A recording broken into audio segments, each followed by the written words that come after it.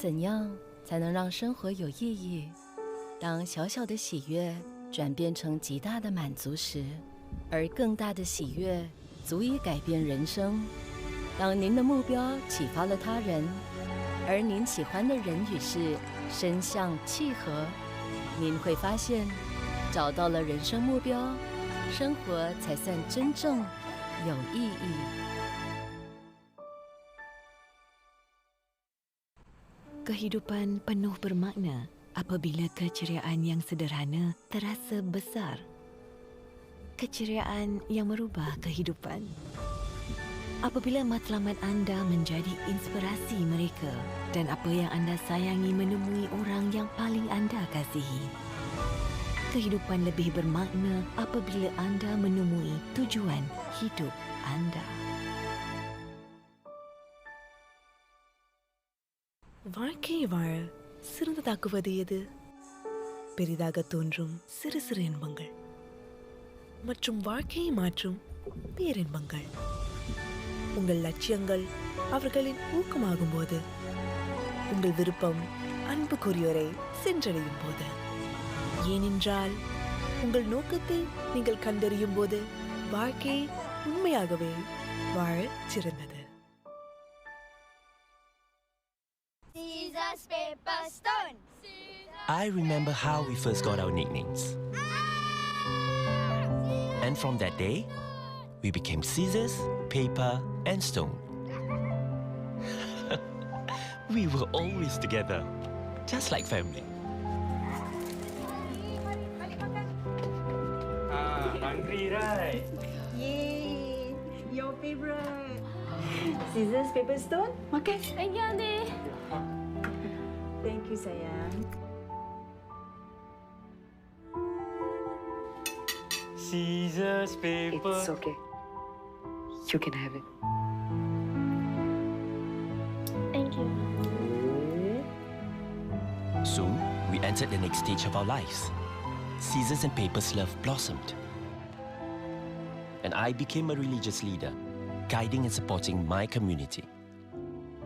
Sayang, I want to make it easier for you in case anything happens to me. So, I'm going to appoint you for my lasting power of attorney and advanced care planning. Apa Mak cakap ni? Nothing's gonna happen to you. Sediakan payung sebelum hujan.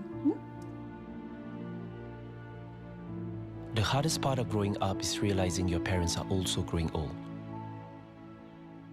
and frail. Mak, minum Mak. Kau siapa? Sayang, Mak.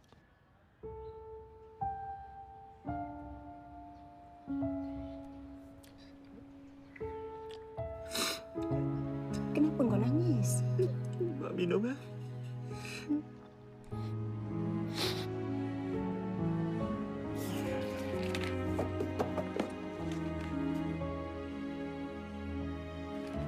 Sediakan payung sebelum hujan. I'm glad I discussed it with Mak. Now I can make arrangements for her health and financial matters.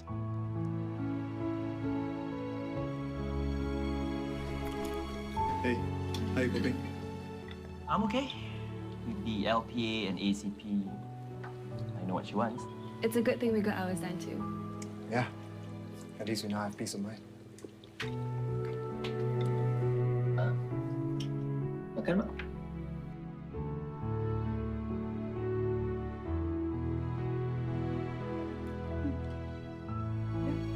At some point, we stopped playing scissors, paper, stone.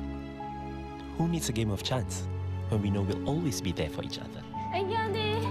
Thank you, Ade.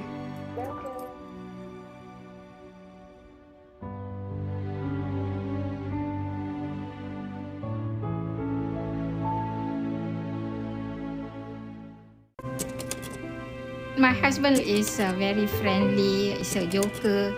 Everybody want to be friend with him. So I feel very lucky to be chosen.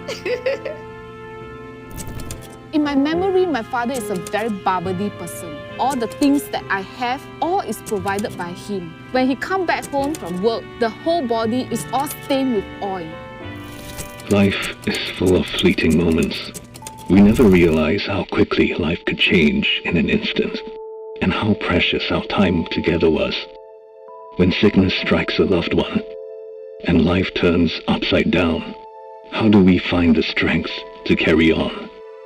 When I started as a caregiver at the age of 13 years old, I remember when I come back from school, we saw a pool of blood and my papa sitting down there. He immediately was admitted and they scheduled for early operation. My father has stage 3 rectal sigmoid cancer. My husband had diabetes since he was 40. In the year of 2014, when I was preparing my son's wedding day, doctor said that my husband had a very serious diabetes, can cause kidney failure. 1 year after that, doctor said he has to do dialysis. I saw him bedridden with all the tube around his body. I'm very fearful. I dare not go near him. 2 years after dialysis, he had a first mild stroke. But since he already not in good condition, 2 years later, he gets second mild stroke.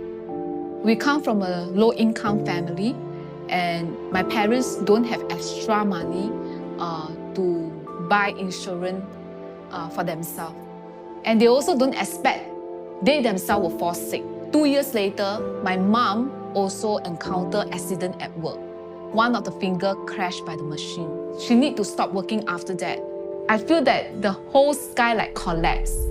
After that, we found that his ability to walk is quite difficult. Furthermore, he ever fell down. So he become more fear how to walk. When I'm preparing my O-level and going to enter into poly, my mom suffered from stroke. When our loved ones are there suffering, you have to do it. Whatever the healthcare professional tell me, I try to memorize and carry out for my mom. My husband is quite big size and I'm quite small. Then I try to do beyond of my ability. And then I had back pain. When I see doctor said there is a slip disc on my backbone. And I already went for operation last year. My father was diagnosed of 3rd round of cancer. My mom actually suffered from a few rounds of stroke. My memory of growing up is either school, hospital, workplace, because of my caregiving towards my parents. At a young age, right, because I always have so many why, I start to tell myself, I want to find out. First thing I go to poly, I want to enroll my nursing course. A care connector came to me and introduced me about the caregiving grant to lighten my burden to pay hospital bill or transportation for appointment. I have successfully applied for them, both my mom and my mother-in-law, a few of the government grant. During these few hours, this daycare center my mom went to, I'll be able to go out to work and some respite for myself. It is very, very important to have our annual checkup to detect any abnormality and receive the treatment earlier rather than complications set in. My father passed on March 2020. Now, when I look back at the photos that we took, how I spent my meaningful days and the quality of time with my loved ones. And that is the beautiful memories that I have. I'm the closest person to him. There is no reason why I should put him aside when he is sick. I still love him, like love him at first sight.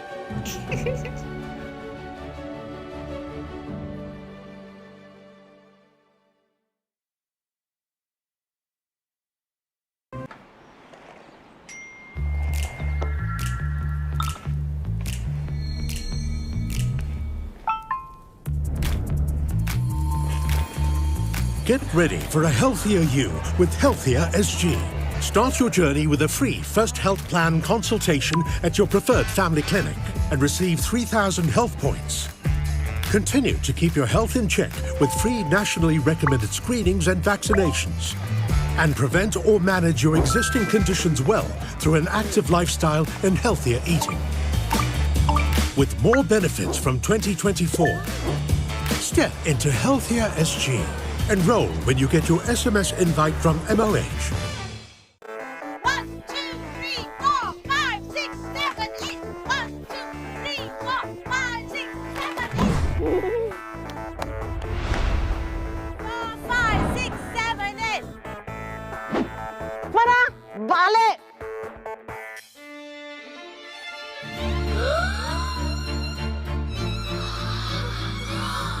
Choco dinosaur tsunami. Mak! Too much sugar can cause heart disease, stroke and diabetes. Dr. Gopal said you should watch what you eat and exercise more. Now, this is your fitness tracker. This is best. No need to exercise and still can earn points to go shopping. Nick, you should wear the fitness tracker and join the Kebaya aerobics class. My dancing days are over.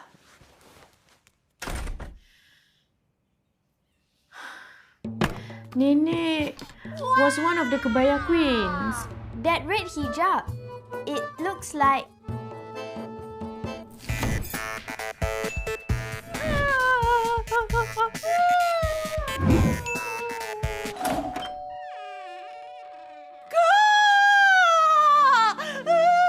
Your granddaughter said that you're not taking care of yourself. I don't want to lose you, Kak. But you left. And I should have apologized before I left. Dancing with you was the best time of my life.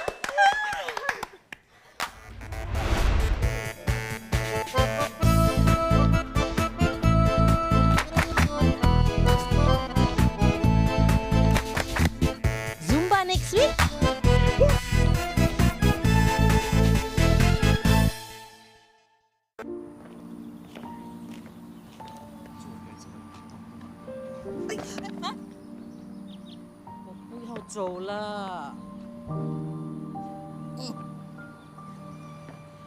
Oma, 妈，我买给你的那双运动鞋到底在哪里？知道。风雨同舟，陪你走到底。Any pain? No. Very good. Are you still taking your medicine for high cholesterol? Yes, once a day. What about exercise? How many steps do you take a day? That's my wife. We like to go for walks together. Do you like to go for walks too?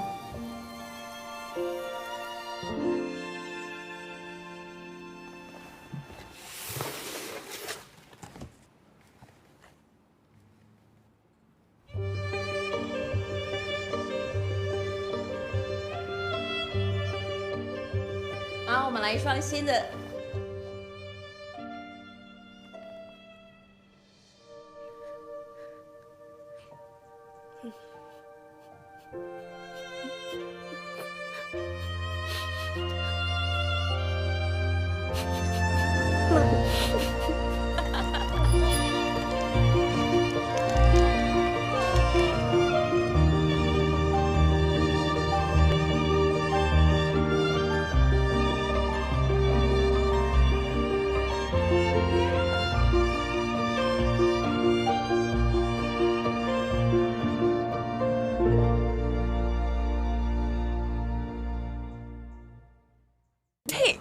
Did you know about this? Screen for Life, subsidized health screening, $5 or less.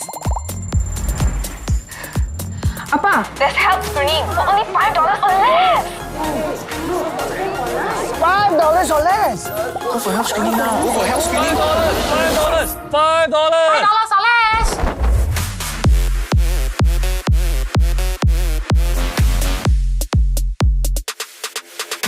Good things must share.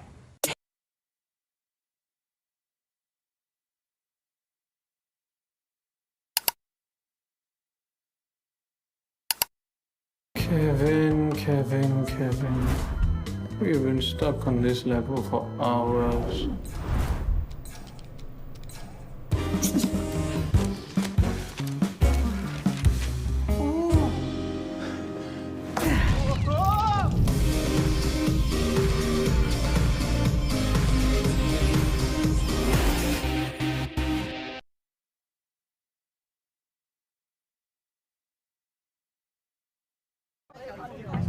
积极前进，迈向更好的自己，让精力充沛，身体更强健。掌握数码技能，学习财务规划，掌握小贴士，打造健康快乐的生活方式。高额津贴的定期体检，让您更加安心。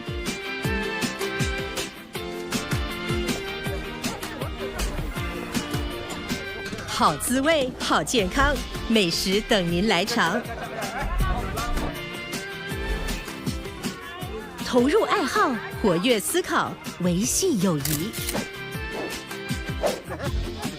您的灿烂年华从今天起步。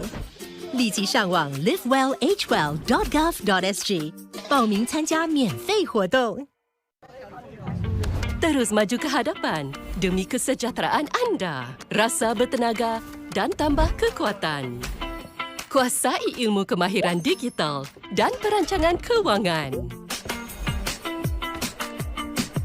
Pelajari pelbagai panduan untuk menerapkan gaya hidup sihat dan bahagia. Dapatkan ketenangan fikiran dengan menjalani pemeriksaan kesihatan secara tetap yang bersubsidi.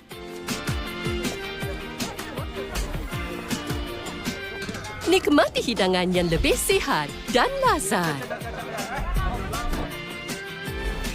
Lakukan hobi agar minda sentiasa aktif sambil mengekalkan hubungan dengan kawan-kawan. Tahun terbaik anda bermula hari ini. Daftarkan diri untuk menyertai program-program percuma hari ini di livewellagewell.gov.sg. மென்மேலும் சிறந்த உங்களை நோக்கி முன்னேறிச் செல்லுங்கள். ஆற்றலும் பலமும் பெறுங்கள். மின்னிலக்க மற்றும் நிதி திட்டமிடல் திறன்களை கற்றுக்கொள்ளுங்கள். ஆரோக்கியமான மகிழ்ச்சியான வாழ்க்கை முறைக்கான உதவி குறிப்புகளை பெற்றுக்கொள்ளுங்கள்.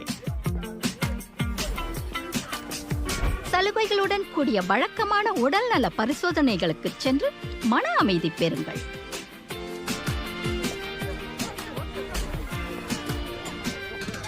ஆரோக்கியமான சுவையான உணவுகளை உண்டு மகிழுங்கள்.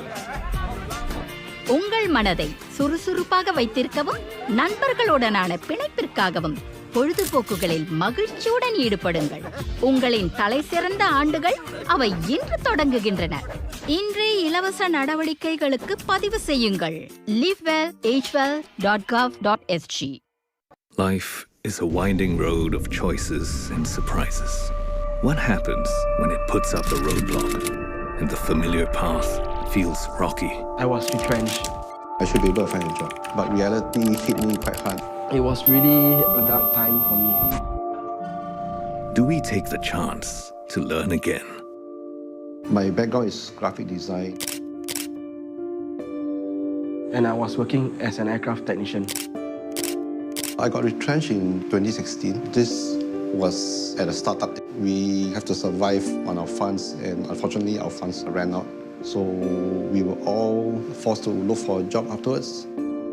My wife was 3 months pregnant when I got retrenched. I didn't have the face to actually face my wife.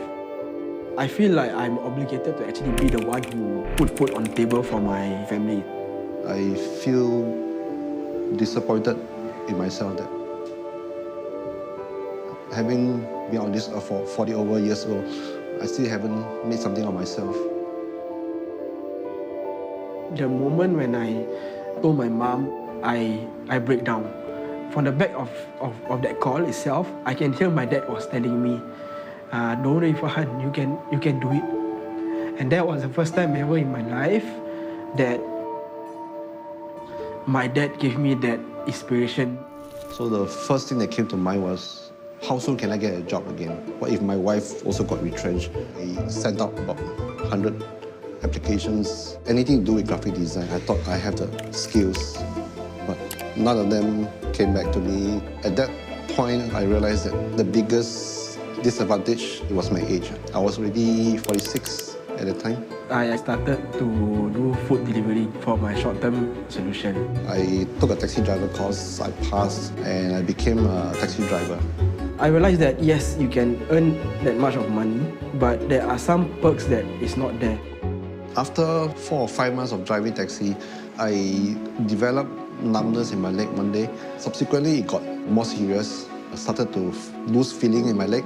I got an MRI scan and I was told that I have compressed disc in my lower spine. At that point, it made me reflect that, do I want to do this for the rest of my life? I chanced upon an academy that I can upskill myself. That's where I got the opportunity to learn software development.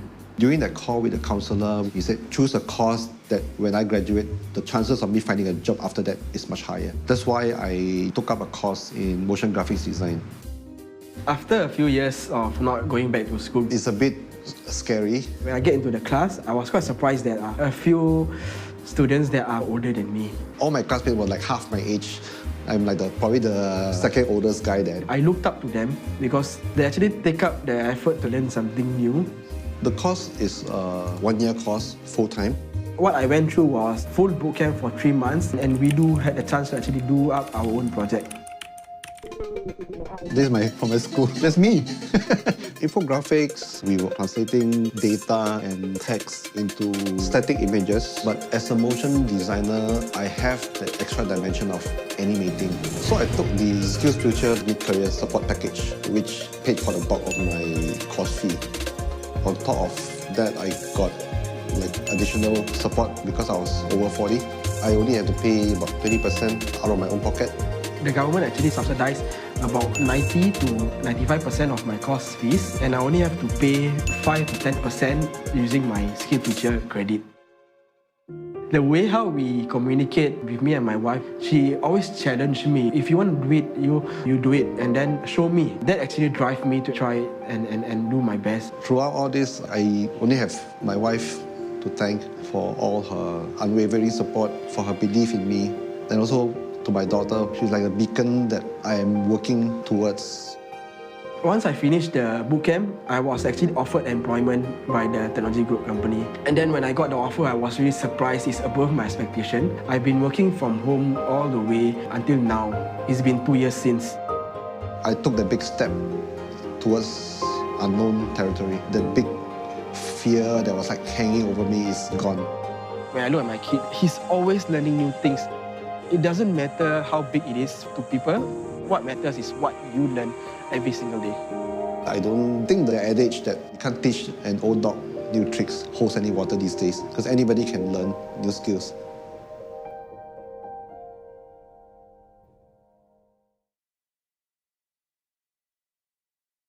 Looking for your next career move can be exciting, but also daunting, especially if you're not sure where to start or what to look out for. Instead of sticking with the familiar, what other possibilities are available? Workforce Singapore, or WSG, has a suite of digital services that can guide Singaporeans like you and me. They've harnessed technology to make the whole process faster, smarter, and more efficient than ever. The best part, it's really easy to use. Introducing My Careers Future, a comprehensive portal to assist you in your career planning. My Careers Future offers Singaporeans a faster and smarter way to search for jobs. It matches you with relevant jobs based on your skills and competencies. Within the portal, Workipedia by My Careers Future provides you with resources to thrive in today's job market, including expert insights on job search strategies and career development. You can also learn from others who have found new career opportunities and made successful transitions with help from WSG. WSG has also worked with GovTech and SkillsFuture Singapore to roll out the Careers Finder feature on the job portal. Careers Finder is a digital tool that offers a systematic way to plan your career. It helps you look for opportunities that align with your skill sets and broadens your career prospects. Instead of spending long hours doing your own research on the current jobs and skills in demand, Careers Finder does it for you. Careers Finder is powered by multiple algorithm models to collect data from a variety of sources. With that, Careers Finder can analyze and recommend new career and skills opportunities based on your profile. This feature allows you to consider career options that you may not even be aware of. As the backend system continues to gather data on a daily basis, the recommender tool will become more refined and more powerful over time. To get started, key in your occupation. Select your current skill sets from work and outside of work. Next, select your desired career path and preferred occupation. If you already have skill sets suitable for that role, select them. Now let Careers Finder work its magic and personalize the recommendations for you. Click on each suggestion to find out more, and you can also see how many people like you have made similar transitions. Besides matching your skill sets to in-demand jobs, Careers Finder can also recommend courses you can take to build up your skills further in your preferred occupation. If you're ready, proceed to select the available jobs on My Careers Future portal and start your applications. Careers Finder is a powerful tool that can help expand a person's career pathways, giving you options to develop and grow professionally. Speaking of growth, the tool will constantly evolve to provide more accurate and refined recommendations over time. In fact, WSG career coaches use it to complement the career planning process. In a rapidly changing world, clients may face challenge in planning for their career. So we can tap on our digital tools, for example Careers Finder, which allows them to put in their history, their background, their skill sets, what are the potential options in terms of occupations that they can look at. So that allows us to have a very intentional conversation with the client on what are some of the areas that may sit well with them, what may not. So in addition to Careers Finder, you can also leverage on other platforms from Workforce Singapore, such as our Wikipedia by My Careers Future, and also Careers Grid for access to a wide variety of resources, ranging from workshops, seminars, virtual career fairs, as well as podcasts on career tips. As a career coach, I've helped many of my clients navigate through their career journey through career planning. If you need help in kickstarting your career planning process, you can reach out to Workforce Singapore's Careers Connect or NTUC's E2I for support. I'm currently in the finance industry and looking for a career change, but it's pretty scary to leave my comfort zone and I wasn't sure where to begin or what to look for next. But thankfully, Careers Finder has shown me the way. It's really easy to use. There are only 4 steps and the recommendations shown were straightforward and clear. It helps me to gain insight on my current skill sets and my suitability for the next role. Keeping your career on track can be done smarter, faster, and more effectively with WSG's digital tools. Whether you're looking for personal development opportunities or exploring career options to accommodate changing circumstances, WSG can help with your career planning and development needs.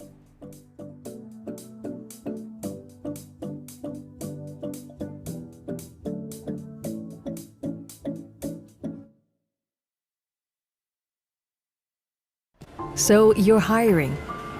A warehouse manager, for instance. Did you think about a mom ready to rejoin the workforce? Maybe you need a UX designer. Was an older person who you imagined. Perhaps you need a concierge. Have you considered someone pursuing their passion? They may not be from your industry, but with the right skills and training, they can become valuable additions to your company. So what can you do now? Widen your perspective, widen your talent pool. So was it difficult for you to find the right one? I was scrolling through and refreshing through the app every day, hoping to find the right match. To be honest, I had second thoughts about it. Then I felt, why not just give it a shot?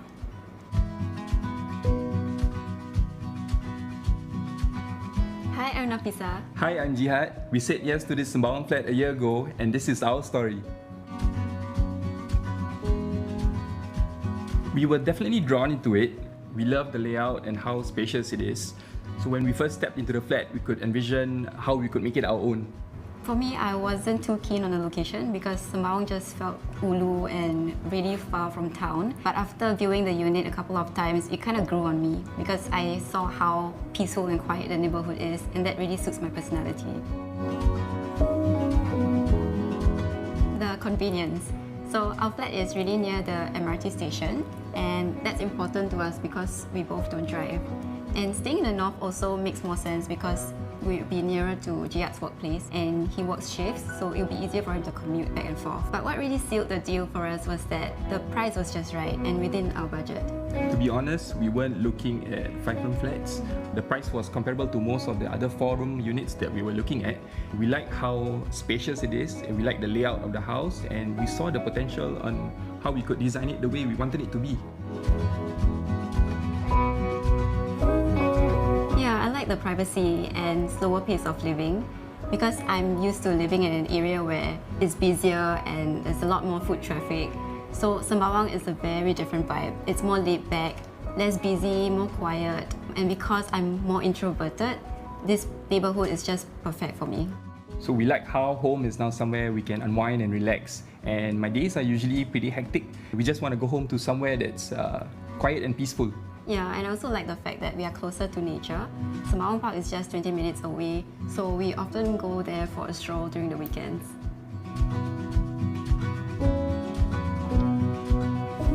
Previously, we were living with our parents because we didn't have our own space. Right now, we are free to experiment with the design of our own home, and with that, we've decided to have an extended open kitchen, and it's actually become my favorite area of the house. I have actually picked up cooking, and it has become a form of therapy for me. We're also both film lovers, so when we got this place, we decided pretty early on that we would leave a bare wall in the living room so that we could project our movies on a bigger canvas. And the other reason why we chose a projector instead of a TV was because in our previous homes, when people come over, people just tend to sit around a TV instead of talk. So with our own home, we wanted to do things differently. We actually want people to have meaningful conversations with us. First, set your budget with your partner, and then just be open to explore because you never know what you can find. So the location matters a lot because every neighborhood has its own unique personality. Find one which can complement your needs and lifestyle well.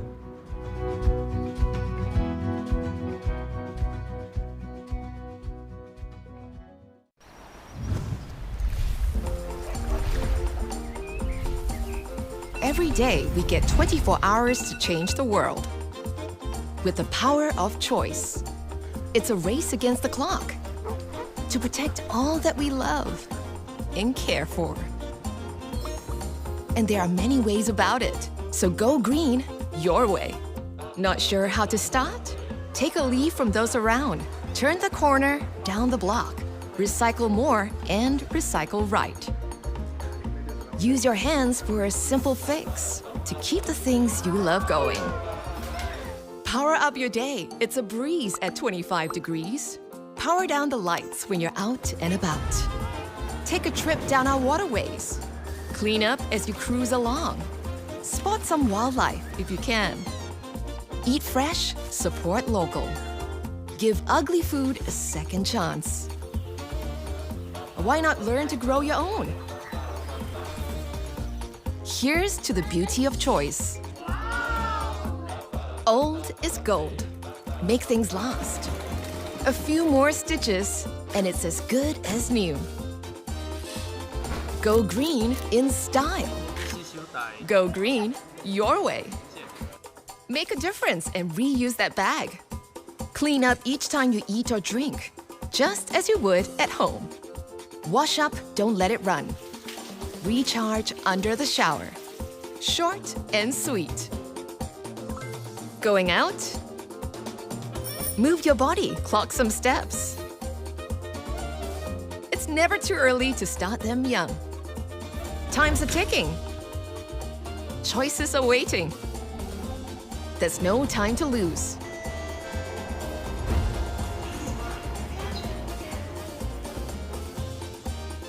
You have the power to choose. Go green your way.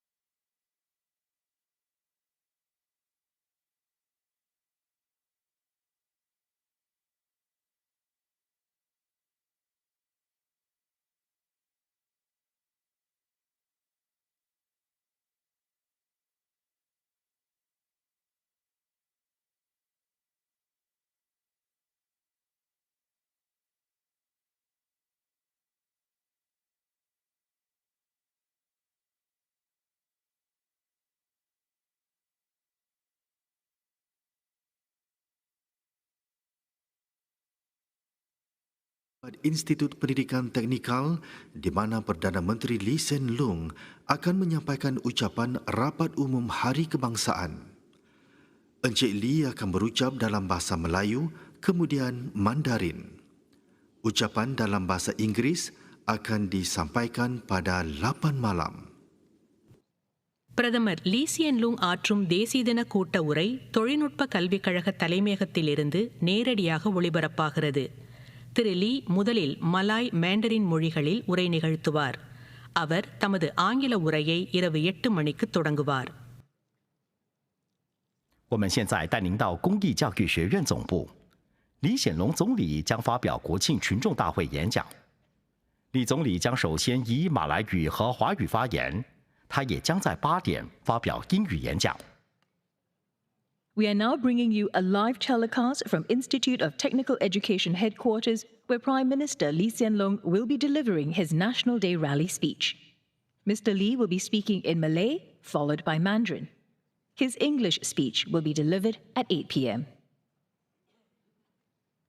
Ladies and gentlemen, the Prime Minister.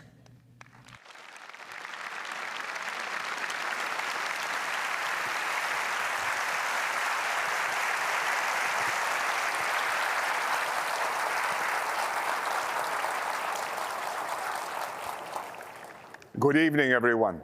I'm very happy to see everyone here again at ITE Central. Last year, we still had to keep the numbers down and we were still wearing masks. This year, full strength, back to normal. It feels very good.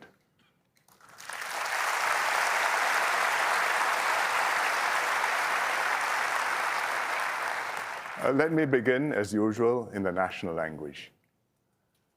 Saudara-saudari sekalian, kita semua bangkit sepenuhnya daripada pandemik COVID-19. Kini kita lebih kukuh dan berdaya tahan sebagai satu Singapura. Tetapi, kita berdepan dengan pelbagai cabaran baru yang semakin rumit yang memerlukan kita bersatu padu untuk mengatasinya sebagai satu rakyat. Pasukan 4G yang diketuai Timbalan Perdana Menteri Lawrence Wong telah melancarkan inisiatif Melakar Halatuju Singapura atau Forward SG. Mereka berbincang, bertukar-tukar idea dan bekerjasama dengan ribuan rakyat Singapura daripada segenap lapisan masyarakat. Saya gembira badan-badan dan masyarakat Melayu Islam juga turun padang untuk sama-sama menyumbang secara aktif dalam Forward SG. Inisiatif ini penting untuk menyegarkan kontrak sosial kita, menentukan Singapura yang kita idam-idamkan dan cara terbaik mencapainya. Antara perkara yang kita idam-idamkan tentulah kemajuan ekonomi, pekerjaan dan mata pencarian yang mantap. Namun, keadaan dunia pada masa hadapan dijangka tidak menentu dan terus bergelora. Sungguh pun demikian, sebenarnya banyak peluang tersedia bagi mereka yang berani merebutnya.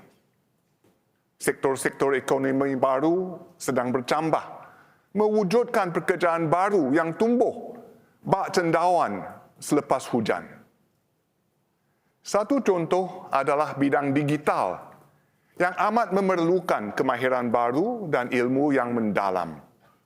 Malah, bidang digital menawarkan peluang pekerjaan yang sangat luas.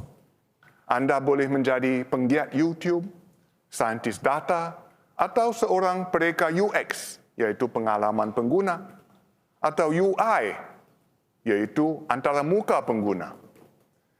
Siapa kata dengan permainan online kita tak boleh cari makan? Sebenarnya boleh. Bagaimana caranya? Dengan menjadi seorang pemain profesional, jurulatih, ataupun pengulas. Saya gembira semakin ramai yang berpindah ke sektor digital, termasuk karyawan Melayu Islam. Saya difahamkan sekumpulan mereka yang menempa nama sebagai pakar dalam bidang IT bergabung di LinkedIn. Ditubuhkan tahun lalu rangkaian yang dikenali sebagai Malay Muslims in Tech. Kini mempunyai hampir 400 anggota.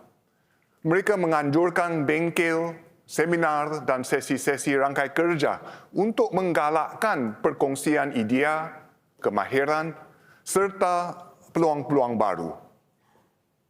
Seorang daripada mereka ialah Atikah Abdul Kalim. Beliau lulus dengan ijazah Sains Politik dari NUS, tetapi kemudian memilih untuk meneruskan pengajian dalam bidang yang berlainan sekali. Rekaan digital UX bagi aplikasi, laman web atau apps, websites or devices. She has worked as a UX designer in a number of major technology companies, including Razer, Shopee, and now Rakuten Viki.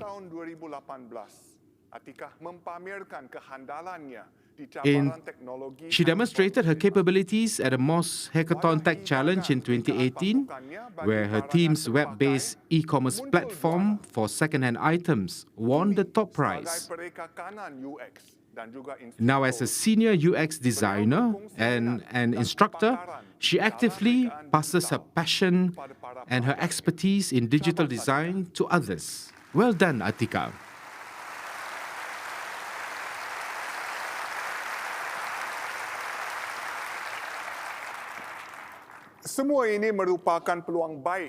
All this represent good opportunities that we need to make the most of.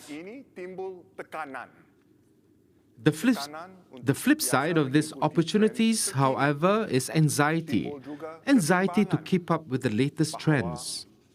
Anxiety that your job might be taken over by robots or AI applications.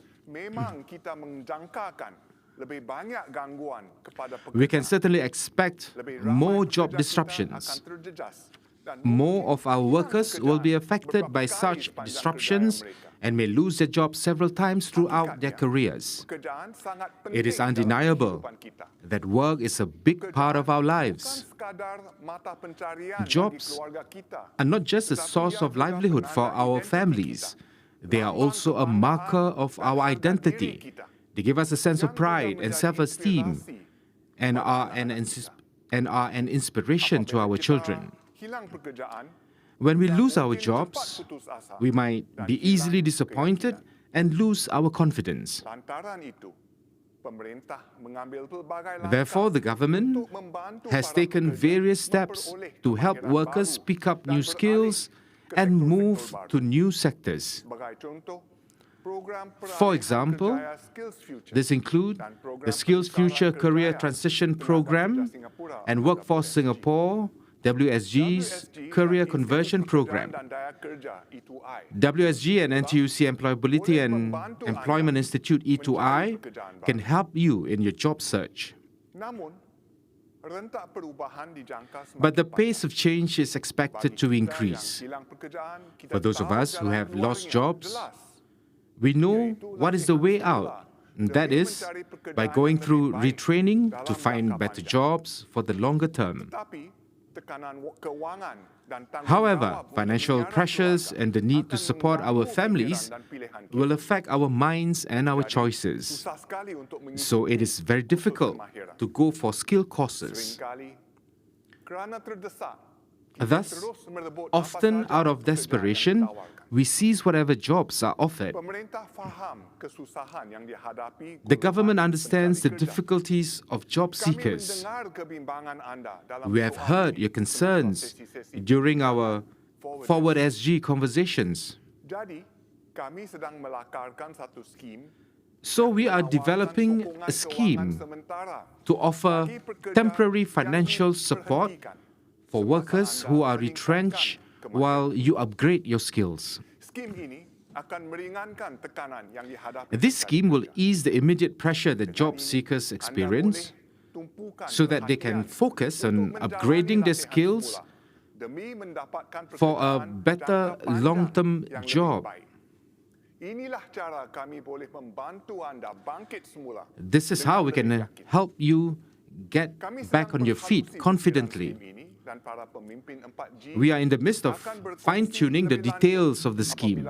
The 4G leaders will share more when they wrap up the Forward SG initiative.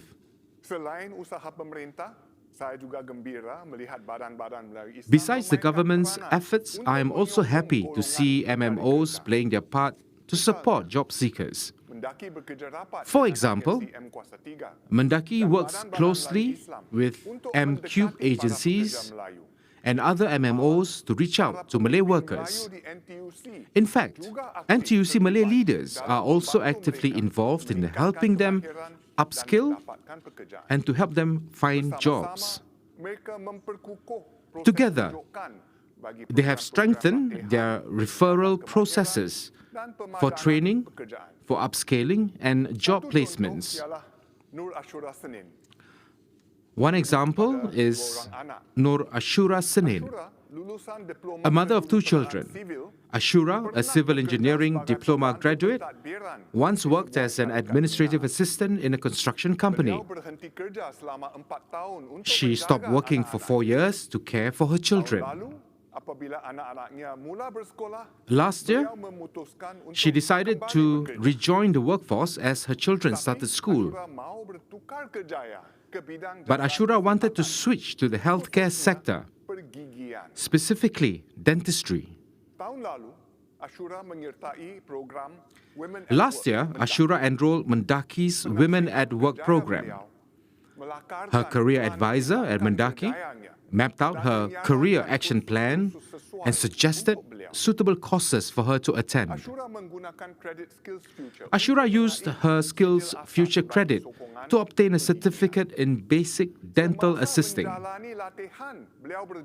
While undergoing training, she managed to secure a full-time job as a dental surgery assistant at a clinic.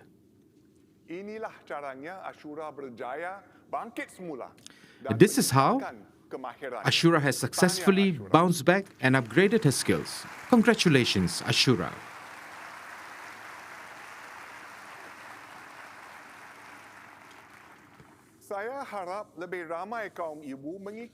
I hope more mothers will follow Ashura's example.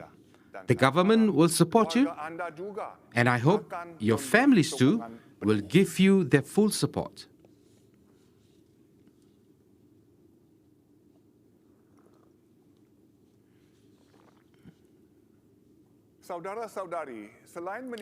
My fellow Singaporeans, apart from raising the economic prospects of Singaporeans, the government is also committed to preserving our cultural heritage. It was a joy for me to see the Hari Raya Bazaars back in full force, especially in Geylang Serai. I am happy to see not only visitors, but also stall owners actively doing businesses, like before the pandemic.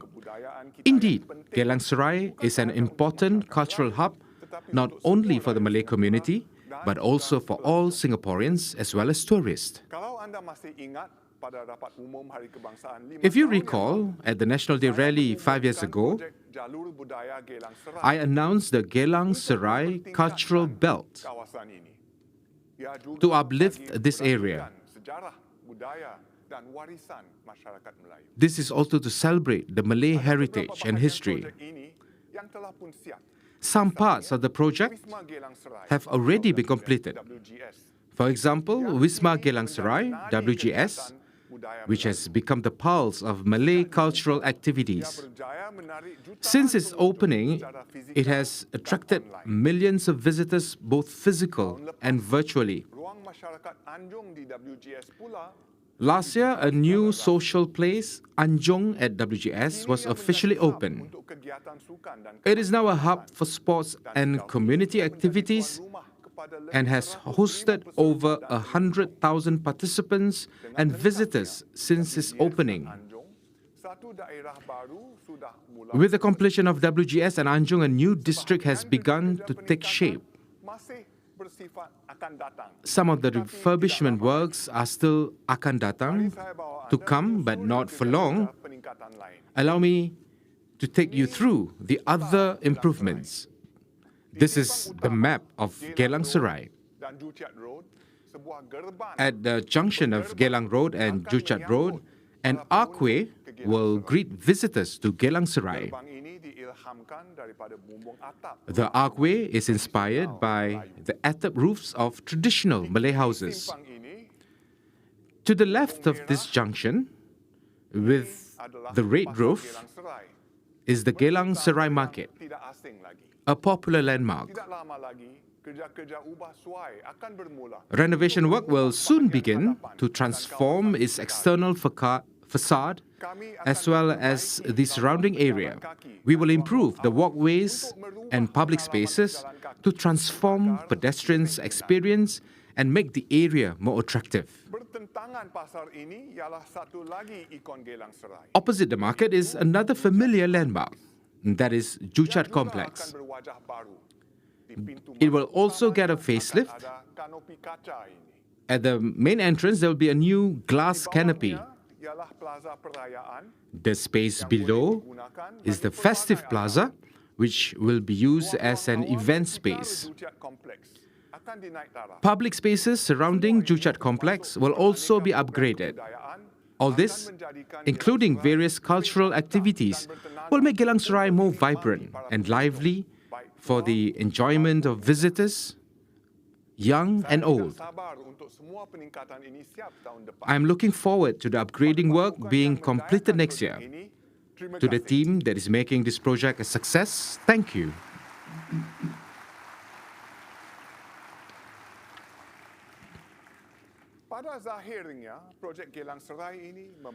On the outside, the Geylang Serai project makeover showcases the beauty and the richness of our Malay cultural heritage. But on the inside, it reflects our Malay community's re-energized spirit and its readiness to face the future with confidence. My fellow Singaporeans, 58 years ago, our founding fathers united the people and launched Singapore efforts to build a nation. As reflected in our national anthem, they were driven by a new spirit, a desire to come together, a determination to overcome challenges, and a willingness to work together for a brighter future.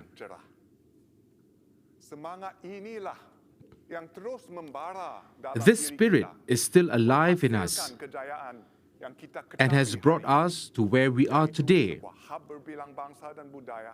a multicultural, multiracial hub, as well as a developed nation that is peaceful and vibrant. An exhibition is now on at the National Museum.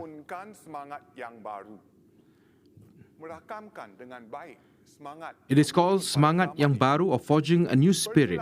It captures the spirit of those days wonderfully. Please visit the exhibition, feel it for yourself, and reflect on the Semangat Yang Baru, or this new spirit. We too need the same reinvigorated spirit to take Singapore forward and further.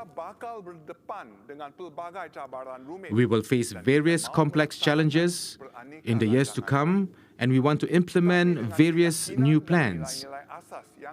But with the same confidence and values our forefathers displayed, I am confident we can make our aspirations a reality. Therefore, let us strengthen the spirit among Singaporeans to build an inclusive society based on justice and equality.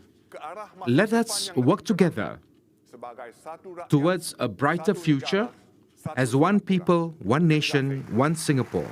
Thank you.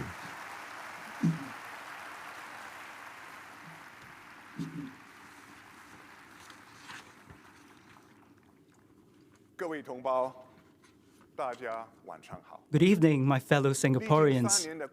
Over the past 3 years, through the pandemic, we stayed united and overcame challenges. Life has returned to normal. We are organizing National Day dinners to celebrate National Day once again. Some Singaporeans have also developed the good habit of wearing masks when they have a cold or flu, protecting themselves and others.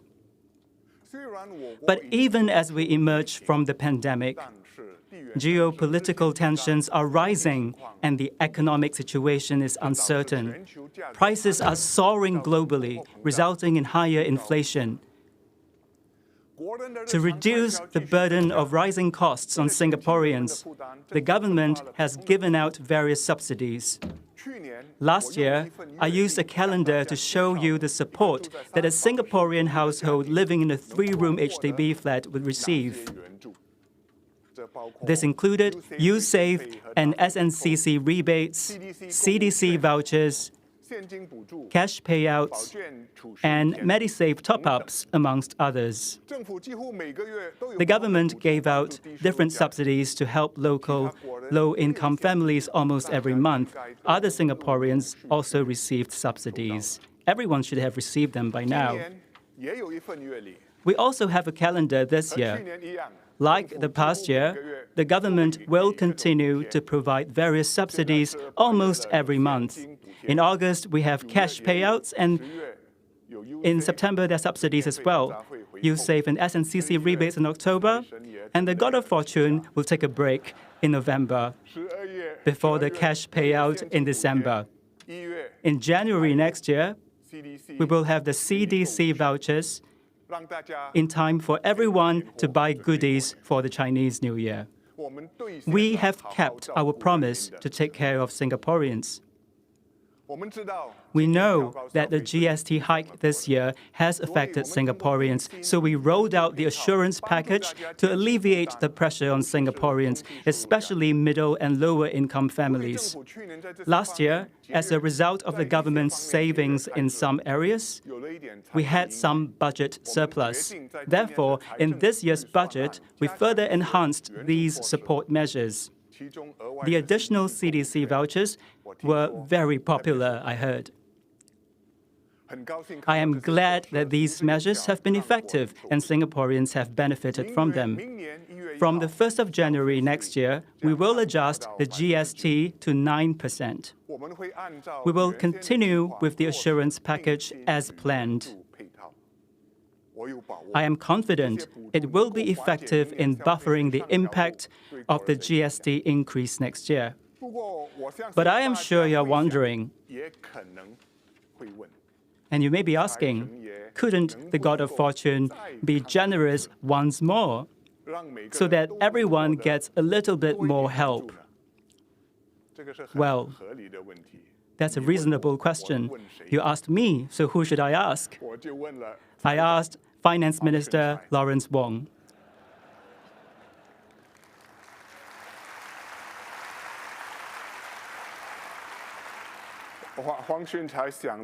Lawrence Wong thought about it and said he would study it carefully.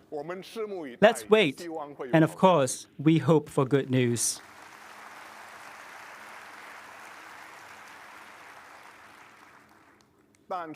However, we must understand the government cannot give out subsidies infinitely. The fundamental thing to do is to make ourselves more productive, help our businesses transform, and grow our economy. That way, our real incomes can continue to rise and we can all be better off. Actually, the government has been stabilizing prices through various policies. For example, in 1973, NTUC established NTUC Welcome, the predecessor of today's Fair Price. Its social mission was to ensure that Singaporeans could purchase necessities at affordable prices. 50 years on, Fair Price is now the largest local supermarket chain. It plays a leading role in keeping costs at a reasonable level so Singaporeans can continue to buy quality goods at affordable prices. As a result, other supermarkets have no choice but to emulate Fair Price by offering their own house brands and promotions. To reduce daily expenses, we can make smart choices when purchasing daily necessities. Many people, including the homemakers and uncles and aunties, know how to compare prices. They know which supermarket has the lowest price on which day for which item. They can go to Fair Price today, Sheng Siong tomorrow, and Giant the day after. Some are real experts. They use mobile applications such as Price Kaki or join chat groups to discover where the best lobangs are. If you are from the Pioneer generation or Merdeka generation or hold a Blue Chars card, from Mondays to Fridays, you can go to different supermarkets and enjoy discounts every day. For their families, many people look out for money-saving hacks and buy value-for-money necessities to keep their wallets full. So long as we shop wisely, we can still get our hands on lower-priced items. I know there is one group of people who are particularly concerned about the cost of living, and they are the people who are approaching retirement, those who are now in their 50s or early 60s. Among them, some have aging parents as well as children, and they worry if they have sufficient savings for retirement. I understand the concerns of this sandwiched generation. You have to provide for both your aged parents as well as children who may not be graduating so soon. The various subsidies provided by the government can help you deal with the cost of living. But you may still be worried you do not have sufficient savings for your future retirement. This is because your income when you were younger was not as high as that of younger Singaporeans today. You've also had a shorter runway to benefit from Singapore's economic growth compared to the younger generation. I understand your concerns. The government will help alleviate your financial burden and provide targeted assistance so that you can be less anxious about your retirement. I will elaborate about this in my English speech later.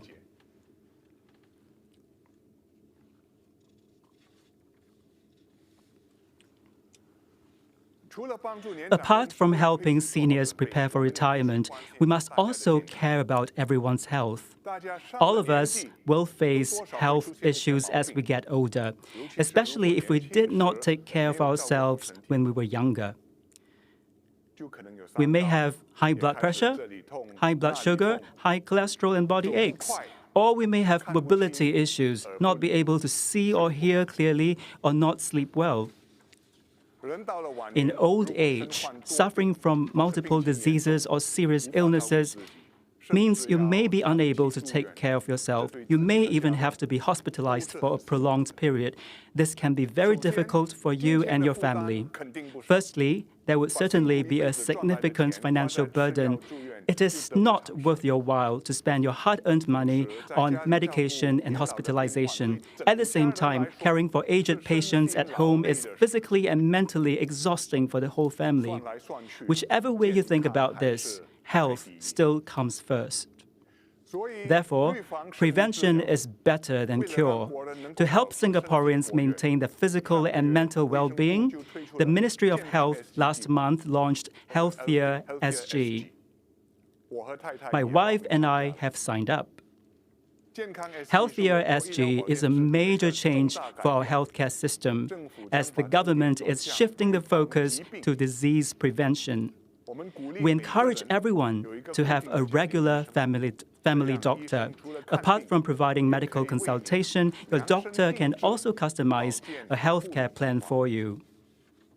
In addition, your family doctor would also keep in regular contact with you to assess your overall well-being. I understand many are reluctant to visit the doctor regularly. Some, though feeling unwell, dare not visit the doctor for fear of hearing bad news. I hope you can change your mind. Visit your doctor regularly from now.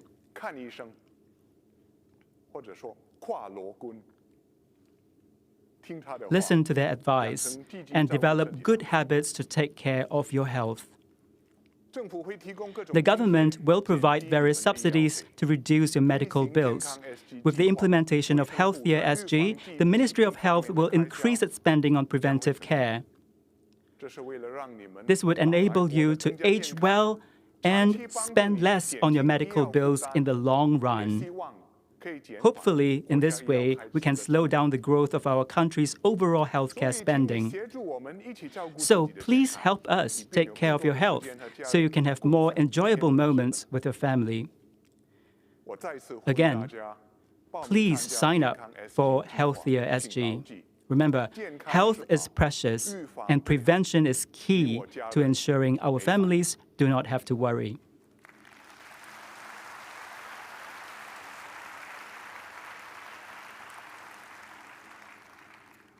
The COVID-19 pandemic was a serious crisis in the past 3 years. We faced the challenge calmly, responded rationally, and worked together as one to overcome the difficulties.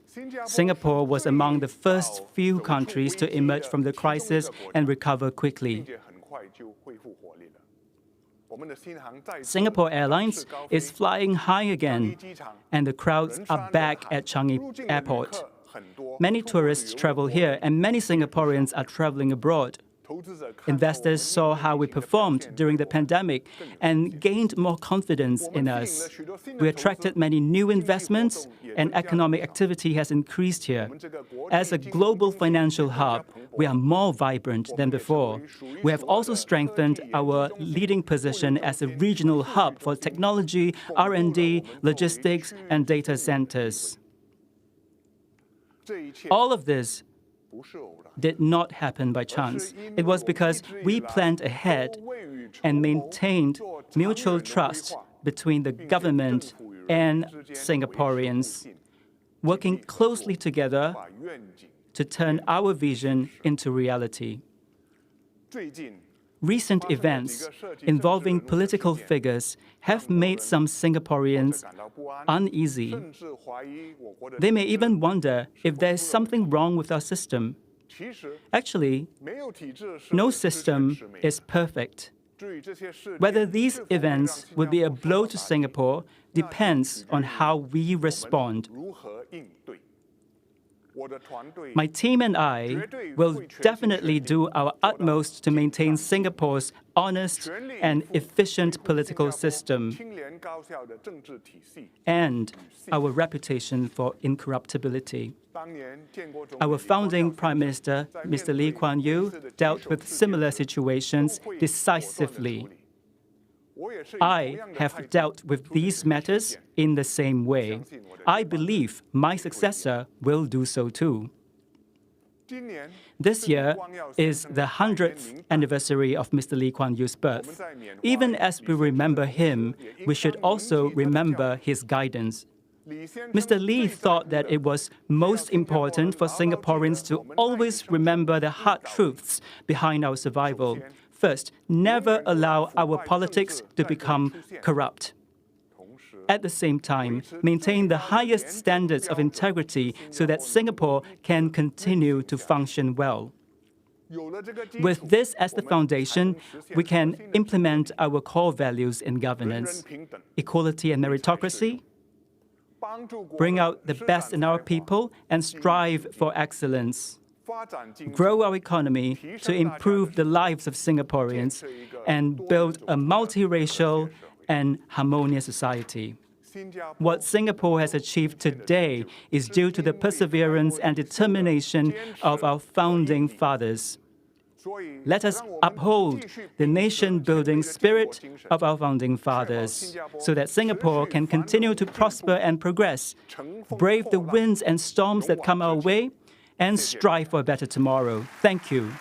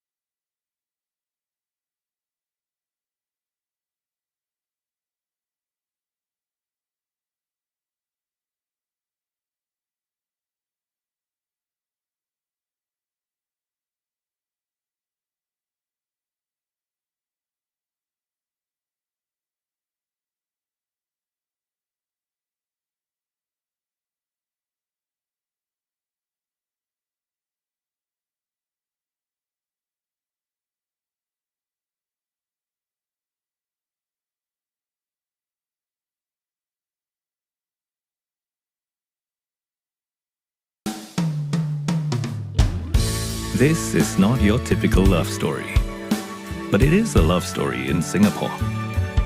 Boy meets girl. They fall in love, and then one pops the big question. Shall we go try for BTO? It was our parents. Wait, it was our parents? Yeah. I think it was you. Maybe. I started by asking how do you want to try a BTO for the bidadari. I think we always knew that we would sort of get married. Yeah, but the timeline wasn't fixed lah. We were together for like 4 years at that time. You know, like old people, they keep saying, I think it's time to get married. Rather than the proposal, I feel like BTO is like the pre-proposal in a sense that is she or is he the one? We started to look for houses. To show that we are working towards we're working towards that path, but not yet. It takes a bit of courage to say that you want to settle down together, I guess. Yeah. BTO takes very long. So it still gives us time to work on our personal lives before we were ready to get married. Talking about the proposal is actually quite funny. I have to like act throughout because I suspected that he's going to propose on it. He's someone that cannot really lie. You can tell. In a way, yes. Because sooner or later, you're still going to end up marrying each other because you already BTO to it. She still didn't know at the end when she'll be proposed. Yeah, it didn't steal the romance. We applied for our first BTO in 2017. And we didn't get it. Received thank you for... And the second time we tried was an SBF actually, which was near to his parents' house. We didn't get it also. And I think that was about a year after we started. We tried sales of balance. Reason being, she want to get married and have a baby before 30. And on our fourth attempt, we got a relatively better ballot number. We got a queue number. Finally, we got our queue number. It's like 260 out of 240. The location we got it at was Toguan Grove. We signed it like in December of 2019, a few months after we got married actually. The reason why we chose it is because we can get the proximity advantage because it's one street away from her current flat with her parents. Just nice, one of the Sis of Balance would be a place that my parents will be moving into next time, which was at Fernview Vines. But I was quite sad lah. All was taken and we were only left with Riverview Shores. It is very near my grandmother's place, so I can visit her whenever I want. So when it's our turn to choose, I think we left with 2 units. We only got level 2 flats. We chose the lower level. Even the person was shocked. Huh, you want low level? There's high level left. The lower level one faces the park. I prefer that choice. Nicer scenery than a neighbor's window. Yeah. We were thinking of just getting a 4-room flat would be a much better option than a 5-room flat. Instead of overreaching, we just apply for what we can afford for the time being. We got the email from HDB that our BTO project was delayed for another year. We had a very good sit-down discussion with our families and said like, hey, we're actually thinking about giving it up, you know, and getting a resale flat instead. We don't think we can wait any longer. Everyone was actually happily agreeable to that. Got to pick our location. I think that's one of the biggest pros of getting a resale flat. If we were to have kids, then, you know, obviously our parents will be able to take care of our children in the future because they're so nearby. Compared to, you know, if we chose another location and then the travelling time, we will need to factor in as well. We actually thankfully got a lot of grants. So we got the CPF housing grant, we got proximity grant because we were nearby our parents, and we got the enhanced housing grant as well. It reduces the stress on like young couples like us. We can use the cash we have for other stuff. Like renovation and the wedding. Wow! Looking forward to living together with him because we don't have to part ways. There's no more painful goodbyes. And we can save money on transportation as well. If we are living together, then we can just go home together and we can just spend more time together. Every Saturday, I'll just go over to her house to stay, to just get a feel. Because when you stay together, you will start to know like, oh, this is his happy, this is my happy. Yes. Last time I cannot tahan his snoring. Then I didn't sleep really well. But for now, I think I'm quite used to it. Like maybe without it, I find it a bit hard to sleep. What does this home mean to me? I mean, it's a significant part of our marriage. Yeah. I think it's a milestone maybe. For the next big thing, I guess, like maybe kids or could be anything. Yeah.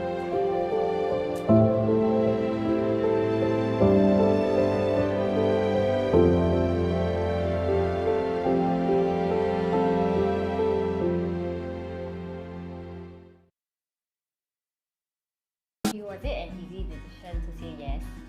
There was some hesitation at the start. We knew there was a lot that we had to work on. For me, it was an easy decision. I felt a sense of comfort and I was happy to make this choice.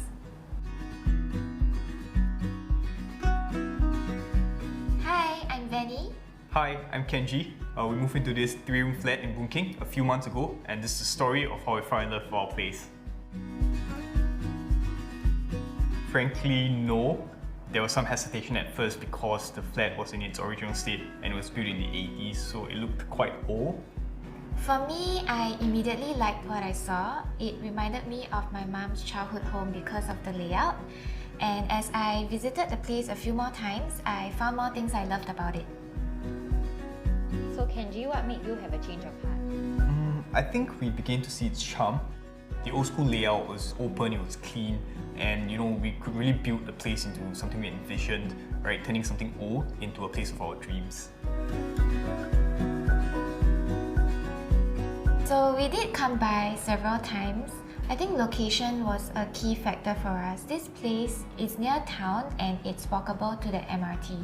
So this means that it's easy for my friends to come over, and because I like hosting them, I think it's nice that after work they can just come by whenever they feel like it and they have a place that they are comfortable in. For me, the layout was a strong factor. We had some design ideas and we thought it could really work with this place. And on top of that, there are a lot of good food options and amenities like supermarket, convenience stores. All these things added up and we knew we had to get this place.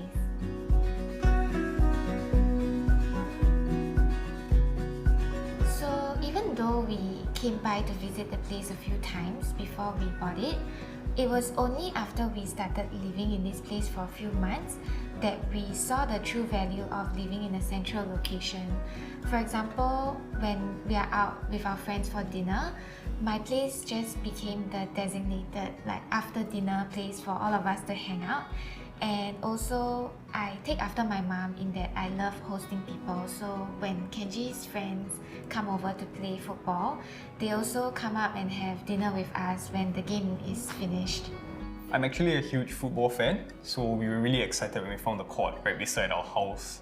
Brings me back to the good secondary school days where we used to play. Can we use your ball? Makes me feel quite old. It's a reality check for me. Yes, I will make the same decision in a heartbeat. Staying here is like reliving my childhood memories when I used to visit my grandma at her old place. I think it's really surreal now that we can afford our own place and I'm the ones hosting and making new memories with my friends and family. For me, I'm really happy that we found a place that ticked most of the boxes and it's within our budget.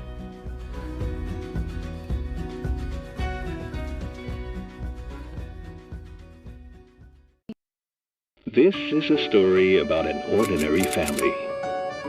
You may say that because they're so ordinary, they're quite extraordinary.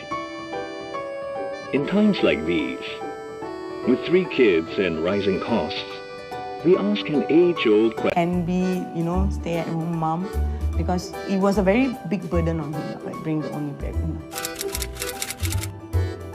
No, I don't have favorites. They always ask me this question. So I always say I love all of you equally, but the eldest 2 beg to differ lah. I believe we are quite blessed that we get support when our children are born. So I had my girl in 2006 and I had the last one in 2014. The inflation is much different, 2006, yeah, it was a big amount of money and then we could save it. But then when it came to 2014, even though the amount was higher, but it was spent faster. We use it most for childcare. So that's why we decided that I had to study and then I had to start working. My eldest girl was about P6 when I started it, so she had to babysit the brothers. She had to take responsibility on managing them and their food. At that point of time, yeah, we paid her for babysitting the kids. It's being fair to her. So it put in her savings. And I talked to the boys, you have to be responsible for your work, help with the household chores. So they have to learn to take care of themselves.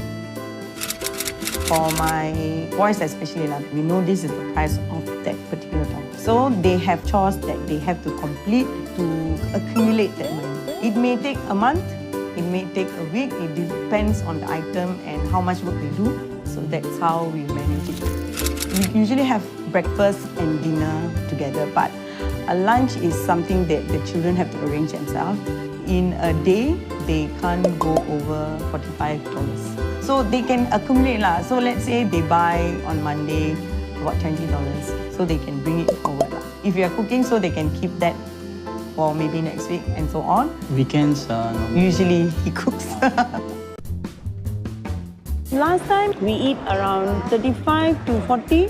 Now it's around 50, including drinks. So yeah, it's gone up. So we don't eat out much because of this. Last time I used to spend about 150 once every 2 weeks to buy groceries, but nowadays I have to spend about 250. Financially, she's managing, so she knows how much income that we have. Being prudent is actually one of the ways how I, as a parent, mitigate this inflation. Last time, when I see it, I like it, I buy it. So now, if I see it, I like it, I'll see if there are any other cheaper option available. After the CDC vouchers are being given out, we go and find out where can we use it. The GoWare app actually helps us to locate all those eateries that we don't know is existed in our vicinities. So in that sense, it will help the businesses around our own areas and business. So I think that's good for them. Not everybody are as fortunate. If you can see what other people is going through, it reflects on us that we are actually taking things for granted. Even that $300 given to us, for those who really needs it, it actually means a lot to them. So I do feel grateful for whatever help that we get. I'm most probably going to save my GST vouchers for a small travel with my girl this year. So I always tell this to my kids. I just want you to be happy in life. Do whatever you like, study whatever you like. Don't be a burden to the community.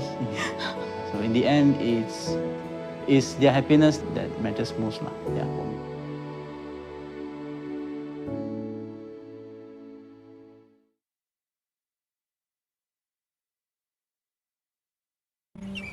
When I was little, I would do anything to avoid seeing the doctor. Amara, you're not feeling well. We have to see the doctor. No! Amara.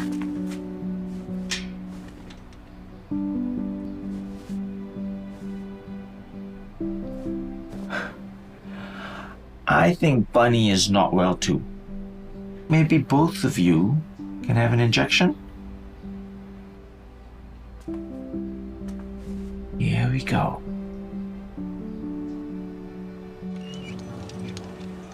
As I grew up, I realized that doctors are not that scary. You're gonna be okay.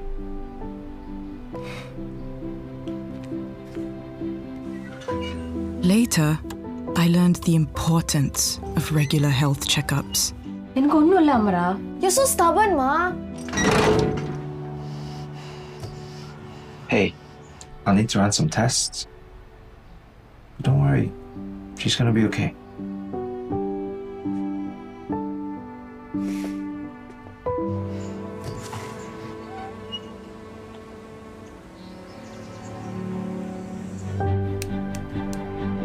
I thank my doctor for many things. Early detection saved my mother's life. But most of all, for inspiring me to help my patients live their best lives. You're going to be okay.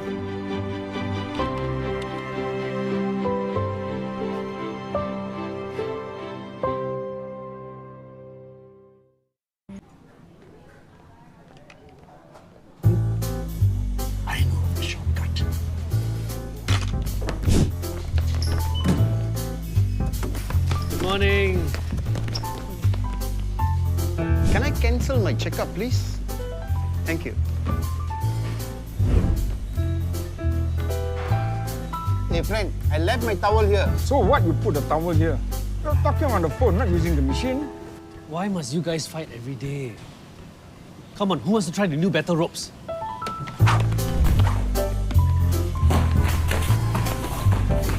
Don't anyhow push. I'm leaving. Good. Don't come back.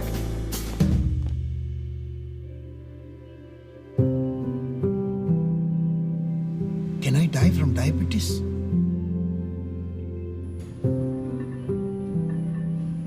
What? How come that annoying Raj is not here today? Raj quit the gym because of health issues. I'm trying to find out more. He's not answering his phone. I know where he could be. After the checkup, you will stop worrying. But what if they really find something? Iraj, I know it is scary, but we must look after ourselves, for the people we love, our family. Pre-diabetes can be managed with lifestyle changes and exercise. So doctor, can Raj go back to the gym? Yes, exercise is crucial for pre-diabetes management. Do work with a fitness instructor to find the right exercises.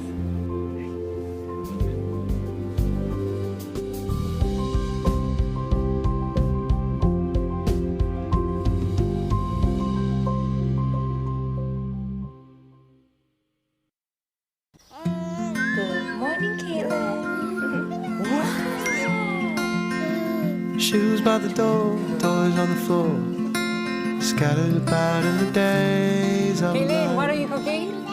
Salad! Show me how to toss a salad! lines on the wall, you're growing tall, counting your life from the day you arrived. Oh, my dear, my heart was always yours. Ooh.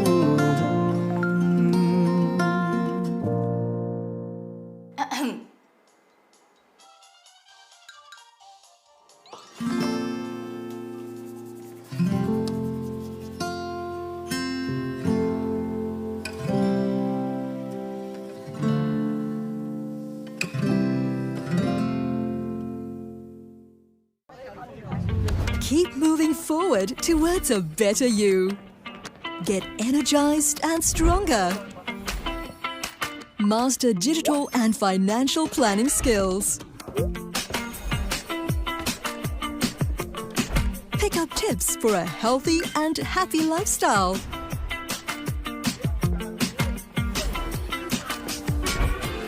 Get peace of mind with subsidized regular health screening.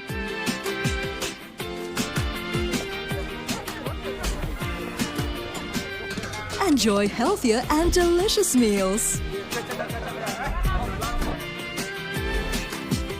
Delight in hobbies to keep your mind active and bond with friends. Your best years, they begin today. Sign up for free programs today at livewellagewell.gov.sg. What makes life worth living? It's when the little joys feel bigger, and the bigger ones are life-changing. When your goals become their inspiration, and what you love meets who you love most. Because life's truly worth living when you've found your purpose.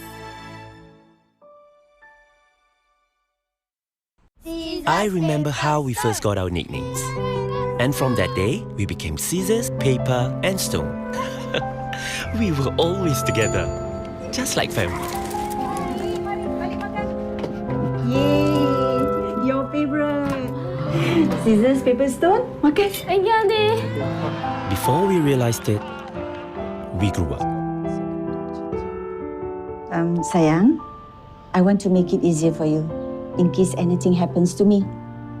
So, I'm going to appoint you for my lasting power of attorney and advanced care planning.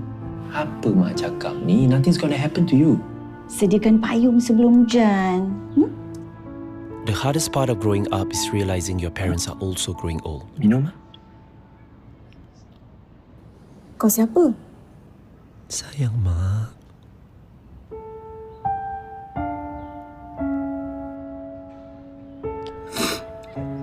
Kenapa kau nangis?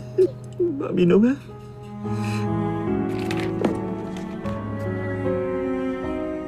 Sediakan payung sebelum hujan. I'm glad I discussed it with Mak. Now I can make arrangements for her health and financial matters, not leaving it to chance.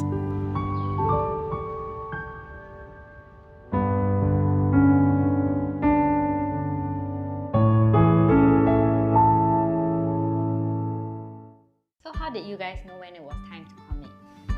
To be honest, I was wondering whether I was making a decision too quickly. For me, I didn't need much convincing. I knew that this was the one.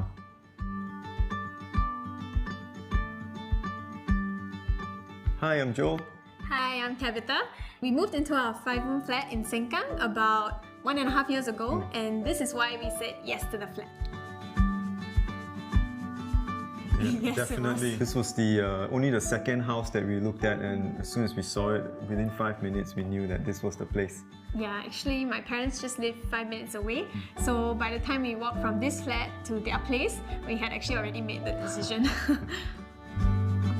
I think we had a list of things that we needed in our home, so this flat really just ticked all the boxes. We were really close to both our family's place, and it's also just a few LRT stops from my workplace. Yeah, the amenities here were really good, exactly what we were looking for: supermarket, schools, and childcare. So when we saw it, we knew that this was it. Was definitely seeing the previous owners and the family and how the kids were kind of interacting with the space. For us, I think we knew immediately that this is where we wanted to raise our family and see our kids grow up here. So definitely seeing how close that family was and how they were using the space was it really just sealed the deal for me. I think we always wanted to have people over, and seeing the living room space was very nice and very comfortable. We were very happy with that. And also the house was very well maintained, and there were some aspects of design that were very nice, so we kept that and it helped us to save a bit on our renovation costs. So did you guys have any doubts committing to this flat? Even though I was quite sold on the flat from the start, there was always a part of me that was wondering whether we were rushing into things. Yeah, that's true. Actually, when we saw this place, we were wondering the what ifs. But then we felt like, the grass is always greener on the other side. We knew what was important to us, and this house had ticked most of those boxes, so we didn't find the need to go see any other place. But I think also we were a bit lazy to go and see more houses. So now we are able to host family and friends over more often.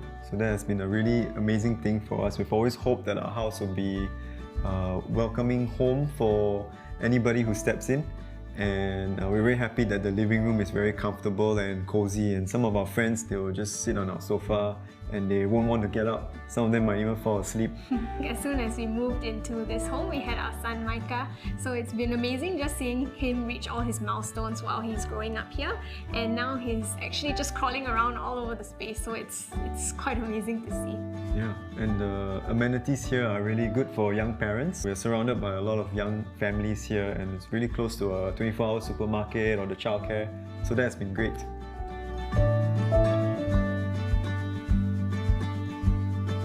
I think it's definitely the sense of community. There are a lot of other parents and families in the same life stage. Even our neighbours, they're very young kids, and sometimes when I bump into the mums outside, they really do give me advice about being a young mum, so that's been nice. We are very close to our neighbours. They seem like old friends. Every morning we will greet them.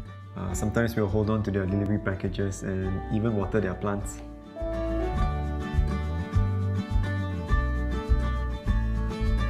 I think the perfect home is different for everyone. So the first thing to do would be have a discussion about what's important.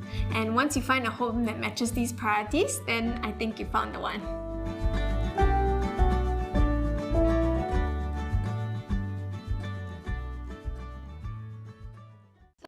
Hi everyone, I'm Xing Ling and welcome to Punggol.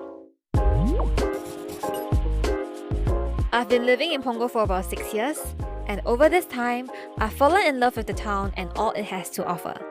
I might be biased, but I think Punggol has the nicest flats and views. I love how many HDB projects are located right at the waterfront, which let us get close to nature. It is also very convenient with shops, cafes, and the MRT nearby. So today I'm going to take you on a little tour around Punggol and let you see for yourself why I'm proud to call this place home. But first, let me grab a drink. This is Oasis Terraces, a frequent hangout of mine. I come here often to eat and shop for groceries. It's a one-stop destination for my daily needs. I really like the design of this neighborhood centre. It feels very open and breezy, and it is also full of greenery, which helps to lift my mood. The beautiful waterway is hard to miss when you drop by Oasis Terraces, which, by the way, if you're someone who needs to be pushed to work out, just come to Punggol and the scenic views can motivate you. My parents now make it a habit to exercise along the waterway every day, especially because it's so near to our flat. I have also been walking a lot more because I simply enjoy the views and the fresh air.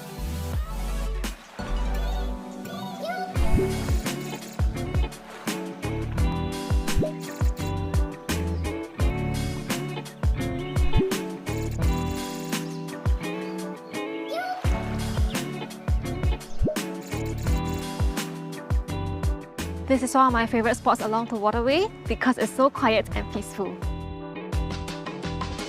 In the evening when I go to buy dinner, I like to take a moment to pause and soak in the view. It's also a really scenic spot to catch the sunset. Since it's still early, let's head somewhere else because there is another area in Punggol I want to show you today. We are here at Punggol North Shore, one of the newer districts in Punggol. I've been seeing many TikTok videos of the sea views from here.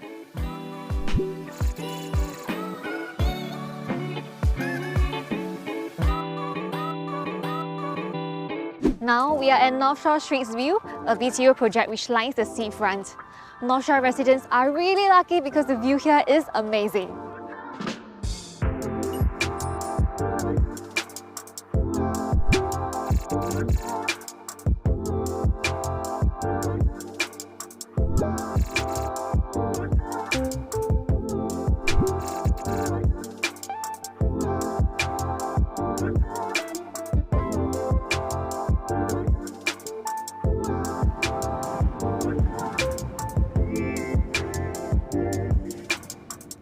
And that's the end of my little tour today. I hope you guys got a glimpse of life in Punggol and why I love it here so much. Thank you for joining me, and I'm off to buy my dinner and head home now. Bye!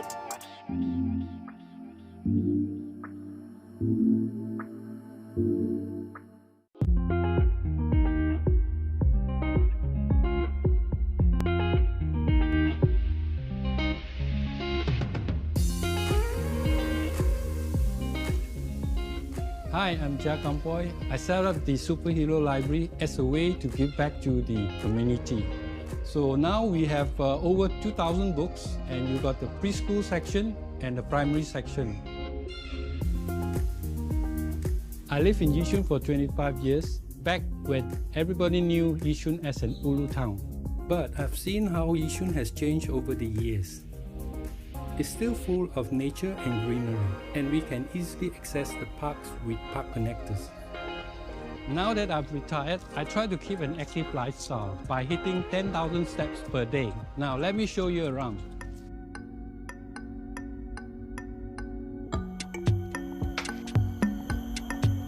You see this? This is the durian tree in Yishun Park. People could be sitting down here, waiting for the durian to fall.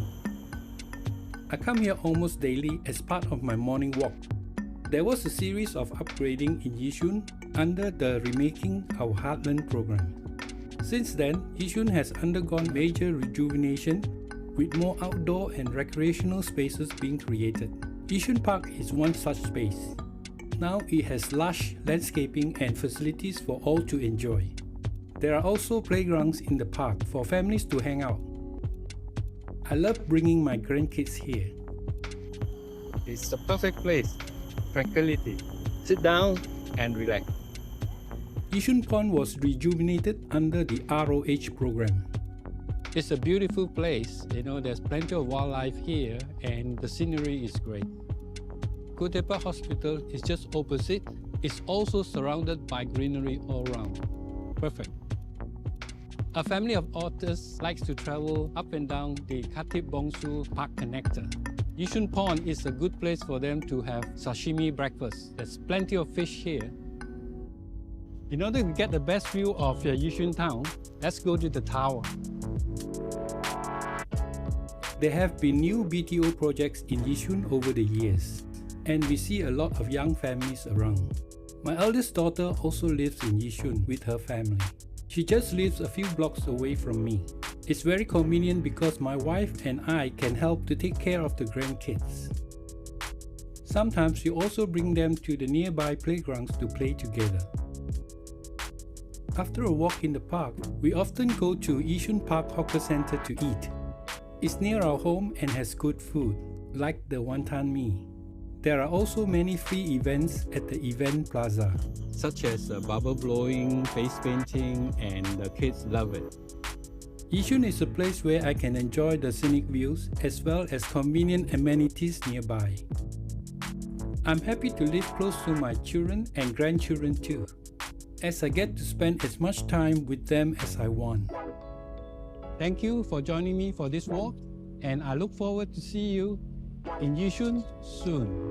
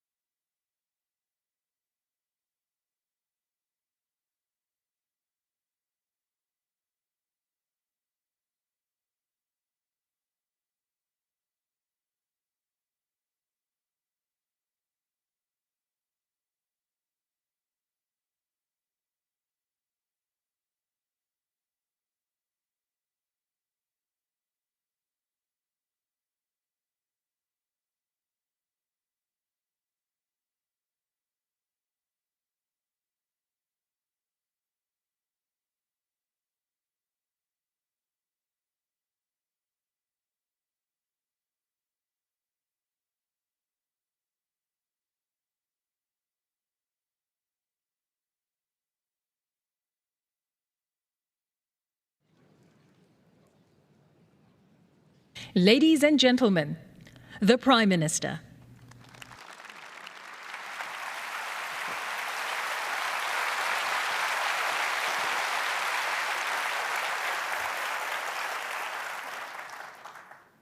My fellow Singaporeans, good evening. We are all relieved that COVID is behind us. Life as we knew it has resumed. And COVID-19 was the most challenging ordeal for our nation since independence. We can all be proud of how we pulled through together. Unlike many other countries, Singapore has emerged from the pandemic stronger, more resilient, and more united. And this is a tribute to the indomitable spirit of our nation. Having come through COVID, we are once again being tested.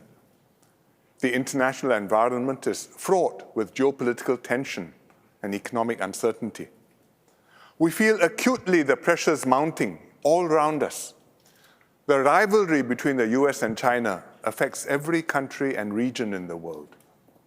Their mutual wariness and distrust has deepened, and the rest of the world has to tread a careful path to avoid being caught in the crossfire. The war in Europe rages on. Russia's invasion of Ukraine is a continuing human tragedy and an assault on international norms and values.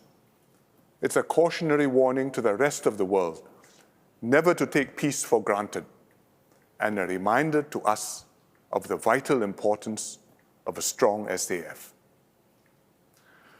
Meanwhile, the global economic order is fraying. Globalization is weakening. Supply chains are splitting up. Countries are layering on multiple protectionist measures. And this hurts all countries, but especially small, open trading nations like ourselves. With global warming, the world is also experiencing more extreme weather. From China to Japan to Europe and the US, no region is spared from floods and droughts, heat waves and wildfires. This will affect food production and prices worldwide. We have not fully felt it in Singapore yet, but it is coming. Economically, Singapore is keeping up. We expect positive economic growth this year. Hopefully, we will avoid a recession. Inflation is at last coming down, but it will probably stay higher than what we were used to. And the cost of living is still on everyone's minds. So in my Chinese speech earlier, I explained how the government will continue to support you. We will weather this storm together. Our nation must navigate carefully in this increasingly troubled landscape. There's no ready playbook. There's no model answer. I'm glad that DPM Lawrence Wong and the 4G team have taken it upon themselves to chart out where Singapore will go from here. They launched Forward Singapore in June last year to refresh our social compact. They've held dialogues with thousands of Singaporeans who shared their ideas to tackle various issues. For example, how to equip our people with the skills to succeed, how to improve care for the vulnerable, and how to strengthen our solidarity as one people. The Forward Singapore report will be published later this year. It will be a compass to help Singapore navigate through the stormy seas. Despite the dark clouds, the world still offers many opportunities for those who dare to seize them. In my Malay speech just now, I spoke about promising new sectors, such as the digital economy. I also shared that the government will give more support to workers to help you adapt and upskill to stay ahead of the game. Our Forward SG plans include financial support for workers who lose your jobs while you upgrade your skills. It will be a temporary safety net to help you meet immediate needs, to free you to upskill and train as you prepare yourself for a good, long-term job. So long as you are willing to make the effort, the government will go the extra mile to help you.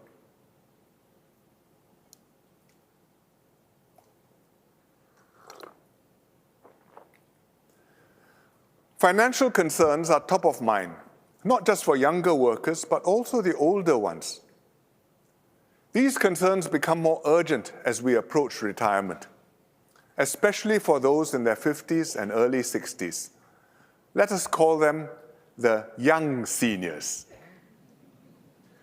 Young, because you are younger than the pioneer generation and the Merdeka generation. Seniors, because you will soon retire, or maybe you have recently retired. Young seniors are in a unique position today. Compared to the pioneer and Merdeka generations, you've benefited more from Singapore's growth and generally done better in life. But compared to workers younger than you in their 30s and 40s today, you've generally earned less over your lifetimes. And you've also had less time to benefit from improvements to the CPF system, and so have built up less retirement savings. Young seniors are also in a particularly sandwiched phase of your lives. You have to shoulder the responsibility of caring for both the young and old in your families.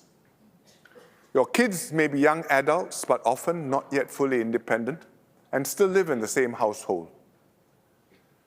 Many of you young seniors also have elderly parents at home who may be beset with the infirmities of old age.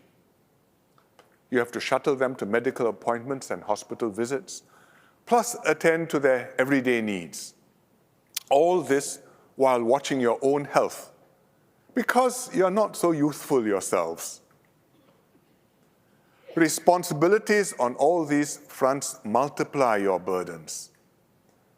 So, as young seniors, you're understandably anxious about your retirement needs. Beyond the daily cost of living pressures, you know that retirement is creeping up on you. And you wonder, will I have enough to get by? Can I cope? But don't worry, the government will help you. You will not be left behind. We will introduce a package to help young seniors meet your retirement needs. Let's name it the Majula package.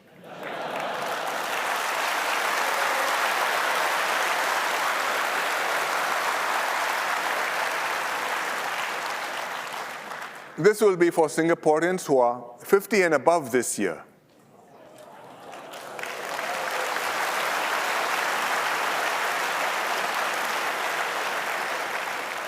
Born in 1973 or earlier. It will benefit those with lower incomes and less wealth. The support will be tiered depending on your income and your CPF savings. The Majula package will comprise 3 components. First, an earn and save bonus to help you build up your CPF savings while you work. Most young seniors are still working and have some years to go before retirement. We encourage you to continue working as long as you can. Lower and middle income workers will get a CPF bonus of up to $1,000 a year, depending on your income. And the government will credit this into your CPF account on top of the usual employer and employee contributions. You will receive this earn and save bonus yearly as long as you are working, whether full-time or part-time. Take, for example, a lower-income 55-year-old who plans to retire at 65. Over 10 years, her earn and save bonus adds up to $12,000 in extra CPF savings if you include the CPF interest, which is not bad. Second, a retirement savings bonus. If your CPF balances have not reached the CPF basic retirement sum, you will receive a one-time CPF bonus this year of up to $1,500. Those who are not working will get this bonus too. And this includes homemakers who've given up their careers and labored to raise their families and thus have very low CPF balances. Third, a MediSave bonus. Most young seniors have enough Medisave balances. Nevertheless, many still worry about healthcare costs because you will soon be not so young seniors. So the Majula package will include a modest one-time Medisave bonus of up to $1,000. And it will give you some extra buffer to help pay your medical expenses and insurance premiums. The Majula package will help young seniors in their 50s and early 60s to meet your retirement needs.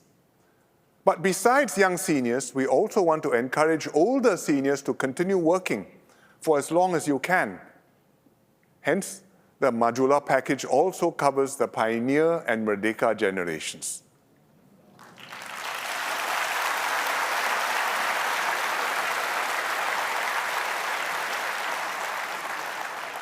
I think quite a few here belong to the Pioneer and Merdeka generations.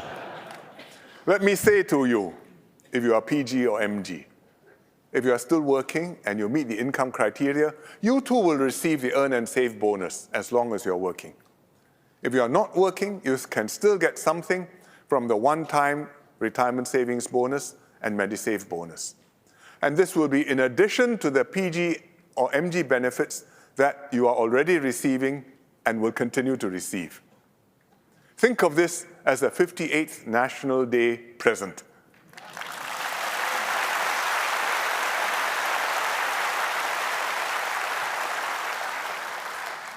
The Majula package will cost the government about $7 billion. MOF will create a new fund to meet the full lifetime costs of the package, using resources from this term of government.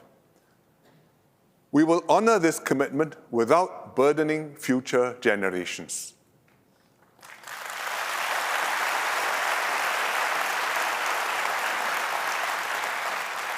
The Majula package will benefit some 1.4 million older people across several generations. We will also be enhancing existing schemes like Silver Support, Workfare, and the Match Retirement Savings Scheme. And the details akan datang will be announced next year. Taken together, these improvements will help seniors to meet basic retirement needs, especially for lower and middle-income Singaporeans, so that you can have greater peace of mind in your golden years.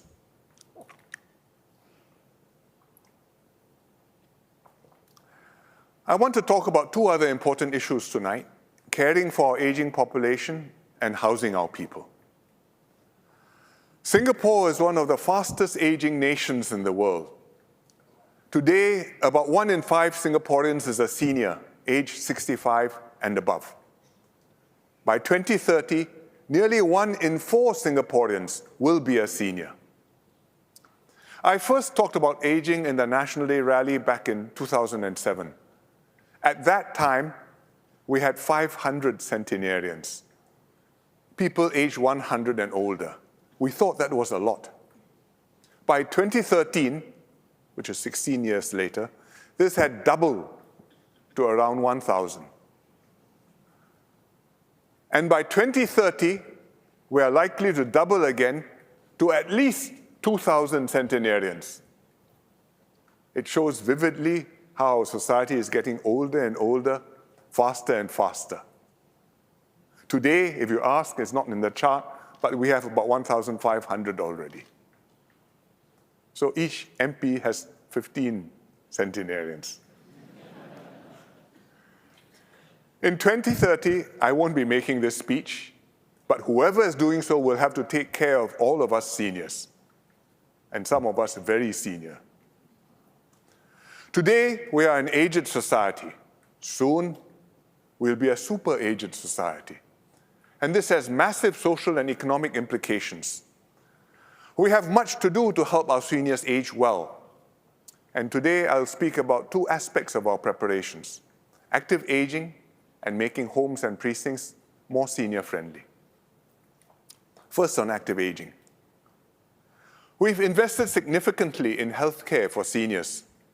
The government plays a big role in providing care, but seniors must also play our part to look after ourselves. MOH launched Healthier SG last month. Healthier SG aims to get each of us to take more responsibility for our own health, supported by family doctors and community partners. When you enroll, you'll get a personalized health plan, including when to go for screenings and vaccinations. Besides medical prescriptions, your doctor will also give you what we call social prescriptions, like advising you to lead a more active lifestyle, to maintain a healthier diet, to lose a little bit of weight, or to quit smoking. But while your GP can suggest or even arrange these for you, only you can decide to follow through and do them. But please do so. Prevention is always better than cure. My wife and I have signed up, and I encourage all seniors to sign up for Healthier SG when you get the invitation from MOH. Beyond Healthier SG, how else can we help Singaporeans to age well? It's not just about fending off sickness. It's also about staying well both physically and mentally. Because mental illness is just as important as physical wellness. Mental wellness is just as important as physical wellness.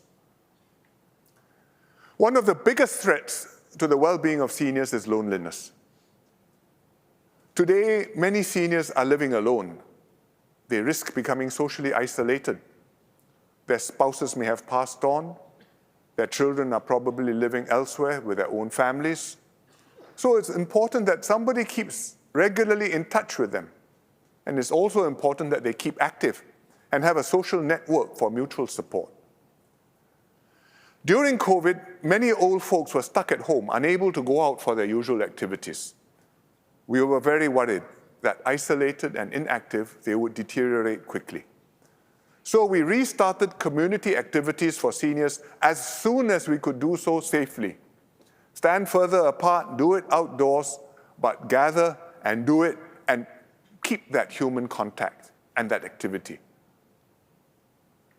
We will do more to help seniors stay engaged and socially active. That's why we've set up active aging centers all over Singapore.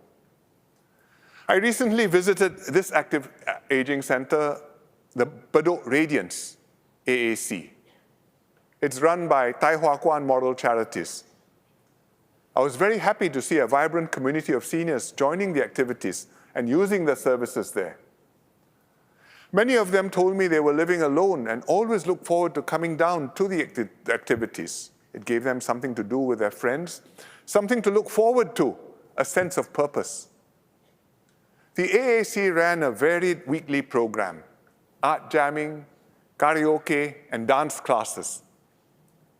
When I was there, a happy exercise class was in full swing. Happy means Healthy Aging Promotion Programs for You. HAPPY.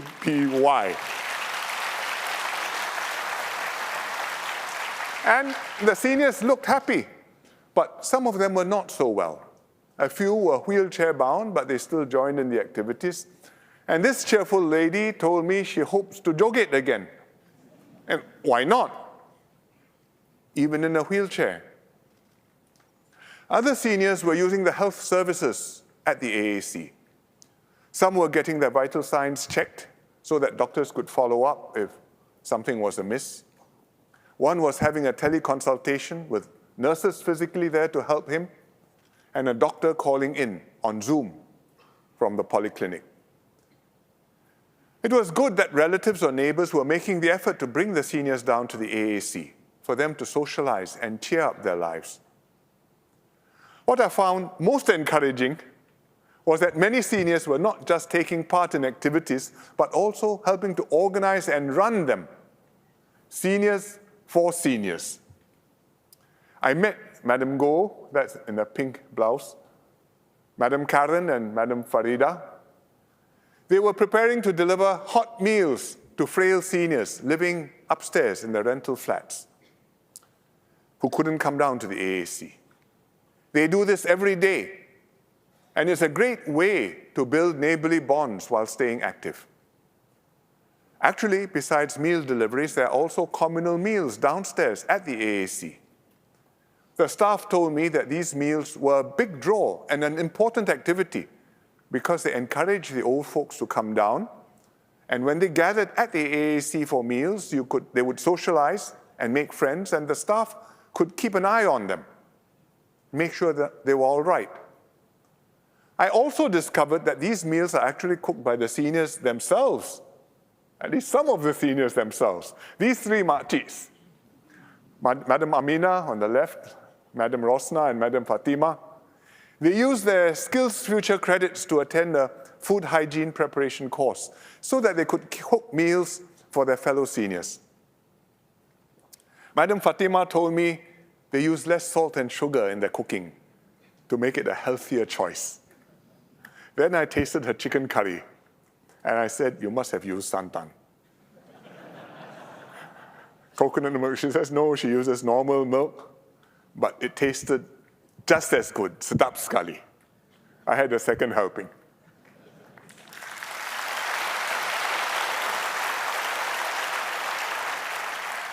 If you are observant, you would have noticed that the volunteers I've mentioned are all ladies. But we are starting to see more male seniors coming down to the AACs. The centers are introducing more activities that interest men, such as jamming, or even something simple like a cafe corner where the uncles can catch up over a coffee. There'll be something for everybody at the AACs. I was very heartened by my visit to Bedok Radiance AAC. I believe that the network of AACs across Singapore will be a valuable resource for seniors to stay active and healthy. We will invest to expand the network and work with community partners to enhance the AAC's services and reach. If you have elderly family members, and especially if they're living on their own, please bring them to join an AAC nearby. And if you're a senior yourself, I strongly encourage you to join a center near you because many seniors are having a good time there. Take the first step towards active aging so you can live well and age well.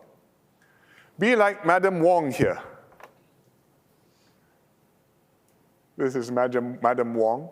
She is 97, still going strong, still playing mahjong, and I'm told that she is sitting pretty with her hand of tiles. Besides encouraging active aging, we'll also make our HDB homes and precincts more senior-friendly. Many seniors have told us they want to live out their golden years in their own homes and neighborhoods. It's a familiar environment, a cozy sanctuary, and they have established deep roots and meaningful friendships. And this is a very good thing. We will help as many seniors age in place as we can. We need to make a few moves to realize this. First, we'll make your homes more senior-friendly. Today, under the EASE program, this is the enhancement for active seniors, you can install fittings like ramps to help you get in and out of your homes.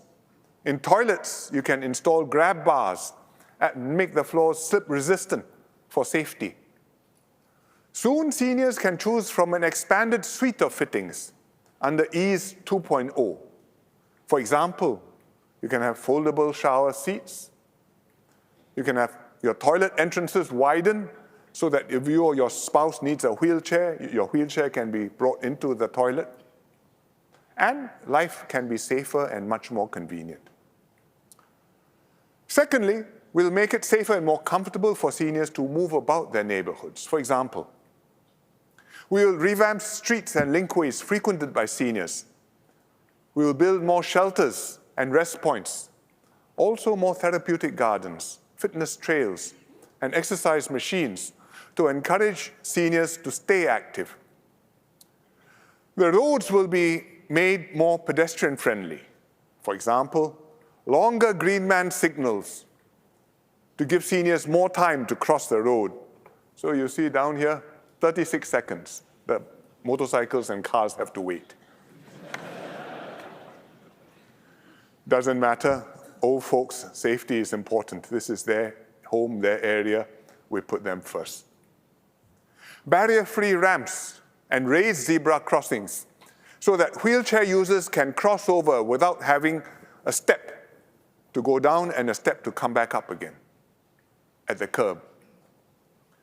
3D road markings and narrowed roads to slow the cars down.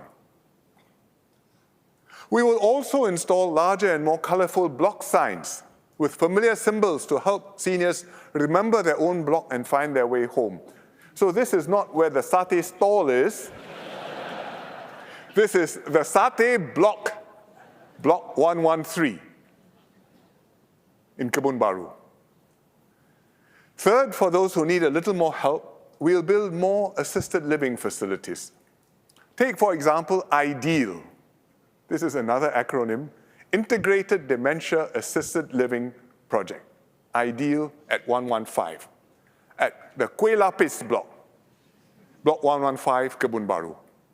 I went to open it a few months ago. It's a ground-up project by Dementia Singapore with some government support to help seniors with mild dementia. Many of the seniors live in their own flats in this block. The void deck has become their community living room where seniors have fun and games, exercise, get their haircuts, and eat together. Whenever a senior needs anything, he or she will go to the second floor, and the residents affectionately call this Jilao, the second floor. There are shared facilities there, like a community kitchen where they cook and hang out, and a telehealth room where staff can monitor their vital signs and arrange for telemedicine checkups. All at Jilao. At IDEAL, seniors with dementia can live happily on their own upstairs and enjoy the warmth and care of friends and community downstairs.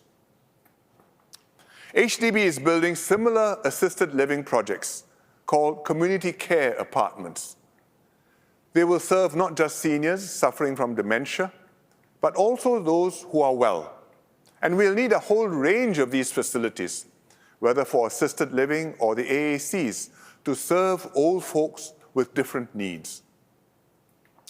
Some of these already exist today, but we need to improve them, scale them up, and get ready for the large numbers down the road. We will keep making Singapore a more friendly home for current and future seniors. Investing resources to senior-proof our homes, making precincts safer and easier to navigate, and constructing more assisted living residences with integrated accommodation, care, and community facilities. And we'll do this across Singapore, starting with the towns with the most seniors, like Ang Mo Kio and Bukit Merah. So we are taking major steps to prepare for a super-aged society. And it's part of a new national program called Age Well SG, which will complement Healthier SG in improving the health of our seniors. And the ministries will share more about this in the coming months. Together, we'll make Singapore an endearing home for all ages, where seniors can age with dignity and grace, connected with friends and family.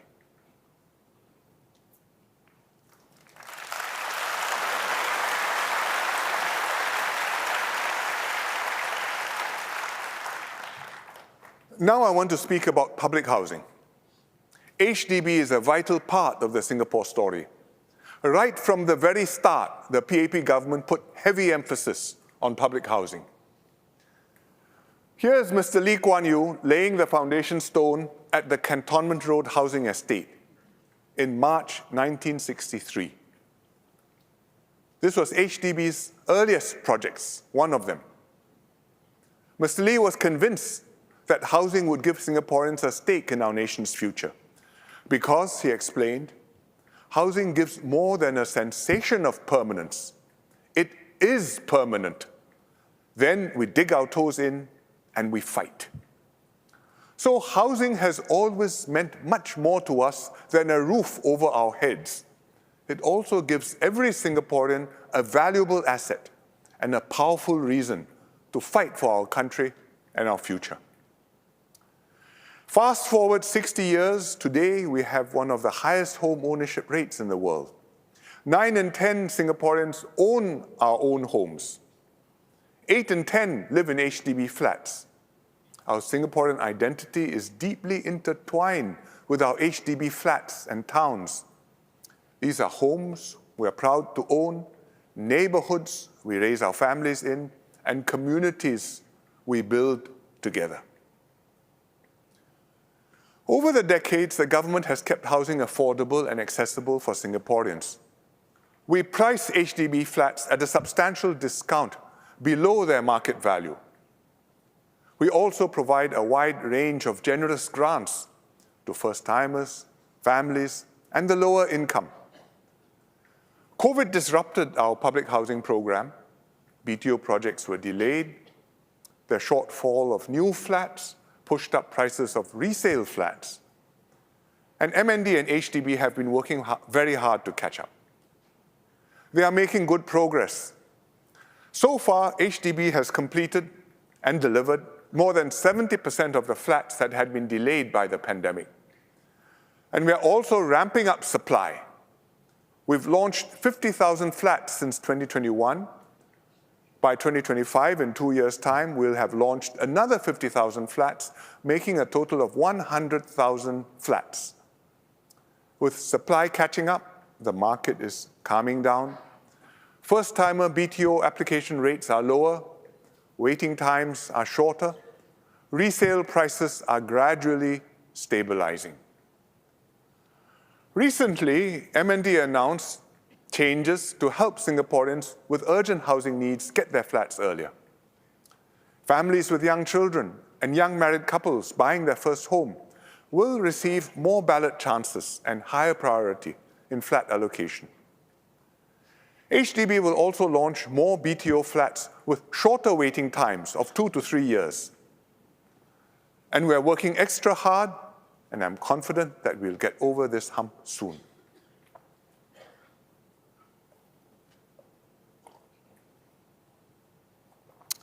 Tonight, I want to look beyond this hump to the longer-term public housing landscape. Since the early 90s, HDB has used a simple framework to guide the public in buying flats. We distinguish between mature estates and non-mature estates. Mature estates are places like Ang Mo Kio, Toa Payoh, or Queenstown. This is a picture of Dawson in Queenstown, where I recorded my National Day message this year. Mature estates are usually more centrally located, better connected, and with more amenities.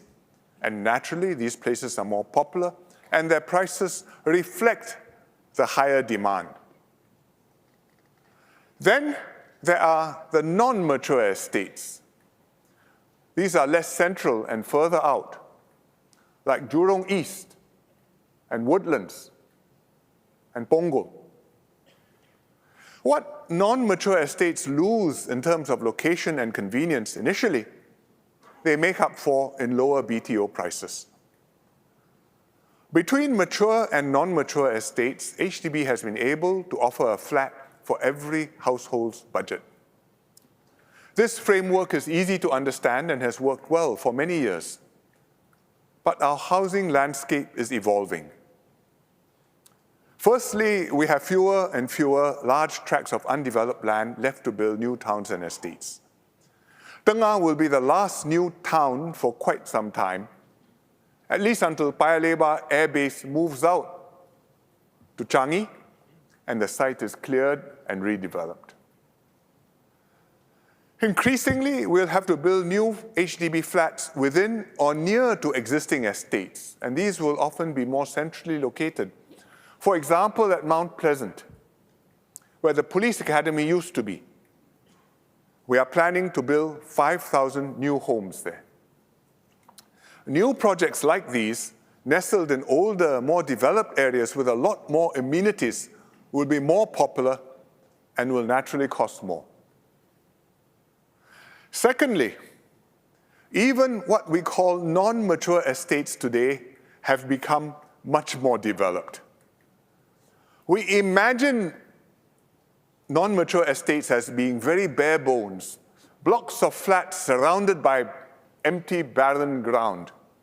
Our mental image is this photo. And once upon a time, it looked like this. This was Toa Payoh in the 1960s. Toa Payoh doesn't look like this today. But look around you now. Towns like Jurong East, Woodlands, or Punggol.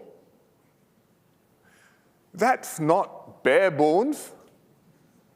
These towns have matured and now have excellent connectivity and a full suite of amenities. So the distinction between mature and non-mature estates is blurring. And this is reflected in BTO applications. Some choicer projects in non-mature estates are even more popular than projects in mature estates. And it shows that buyers are discerning. You know when you see a good deal, and what matters to you are the specific attributes of the project, rather than whether we call it mature or non-mature. In future, many more BTO developments will be in estates or locations that are effectively mature. And that means the framework of mature and non-mature estates will no longer work, and we need a new framework. This new framework has to achieve three important objectives. One, it has to keep home ownership affordable to all income groups. Two, it has to maintain a good social mix in every town and every region. And three, it has to keep the system fair for everyone. And here's how we'll do it. For a start, we will keep HDB flat prices affordable. We will gradually provide more housing grants, especially grants that are means-tested, like the Enhanced Housing Grant. This way, lower and middle-income households will get the most support to own their homes. There will always be an HDB flat to meet every budget, and we can maintain a good social mix in every town and region. This will work for most HDB projects, but it will still leave one particular problem, and that is with projects in choicer locations within a region. For example, projects near an MRT station or near the town center. Such flats see the highest demand during BTO exercises. People know that HDB is offering a good deal because these flats will fetch much higher resale prices afterwards. And this turns the BTO exercise into a lottery. Those who are lucky enough to ballot such a flat stand to reap a windfall upon resale. And this will not be fair to the many more who miss out. Take, for example, one recent BTO project, Central Weave at Ang Mo Kio. This is Ang Mo Kio. Let me zoom in. Central Weave is right at the town center. Let me zoom in a little bit more. It's next to the MRT and bus interchange. The market is there. The hawker center is there. Ang Mo Kio Hub is nearby. So location, location, location. This is an excellent location. It's a highly desirable project. And HDB's selling price had to reflect these attributes. So the prices for the biggest flats at Central Weave, 5-room and 3-gen flats, range from 700,000+ to 877,000 before grants. Even then, these flats were heavily discounted off their true market value. Some people complained that these prices were exorbitant and unaffordable, and yet these units were heavily oversubscribed.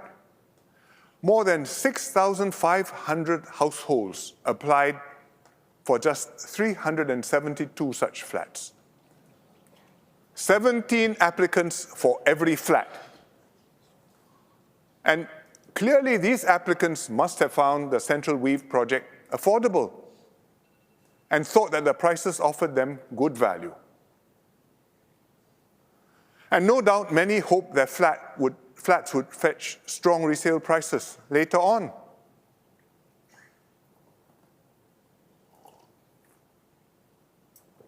So think about it. if you're a HDB CEO sitting down, confronted with this problem, what will you do? You have a dilemma with projects at choicer locations like Central Weave. Should we price them higher or lower? If we price them higher, we will shrink the windfall gains, we will reduce the lottery effect. This will moderate demand, and that's good. But there will be sticker shock. These flats will become expensive and unaffordable to most families, and we won't get a good social mix. Some people will still afford them, but mainly those near the income ceiling or those whose parents can help them pay for the flat. And the result, the precinct will become a higher income enclave. And that is not what we want. But if HDB prices such flats lower, more households can afford them. We achieve a better social mix. That's good. But then we exacerbate the lottery effect because the potential windfall will be even richer. It's not just tio bei pio, it's tio tau pio. Even more families will try for these flats, and for every one happy, successful buyer, there will be maybe 20, maybe more unsuccessful buyers. And they will be understandably and justifiably frustrated and very unhappy. And this is not fair. So under the present framework, whether we price such flats higher or lower, we cannot fully achieve all three objectives: affordability, a good social mix, and a fair outcome. So what do we do? Central Weave is already sold, but we can expect more such situations as we build more flats in existing towns. How do we solve this problem? Our solution is to introduce a new plus model for selling HDB flats at choicer locations with stricter sale conditions so that we can moderate the prices. And let me explain carefully what I mean. Today, HDB launches BTO projects all over Singapore. We're all familiar with them. Everybody knows the BTO rules. For example, a 5-year minimum occupation period, or MOP, after which the owner can resell the flat. And there's no income ceiling for resale buyers. These are standard rules and apply to what I will call standard projects. In future, most HDB projects will still be standard projects. But within each region, some HDB projects will be in choicer locations. Take, for example, Bayshore in Bedok. This is Bedok town.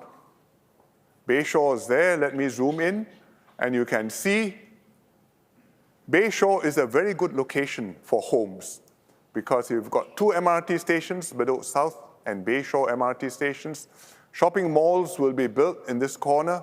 Siglap CC is there. East Coast Park is across the road, and then you have the waterfront.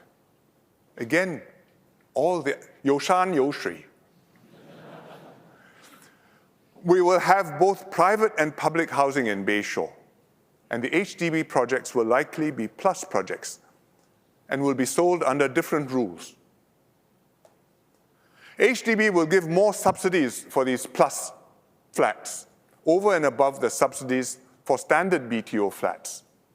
This will moderate the price of plus flats and put them within reach of more households.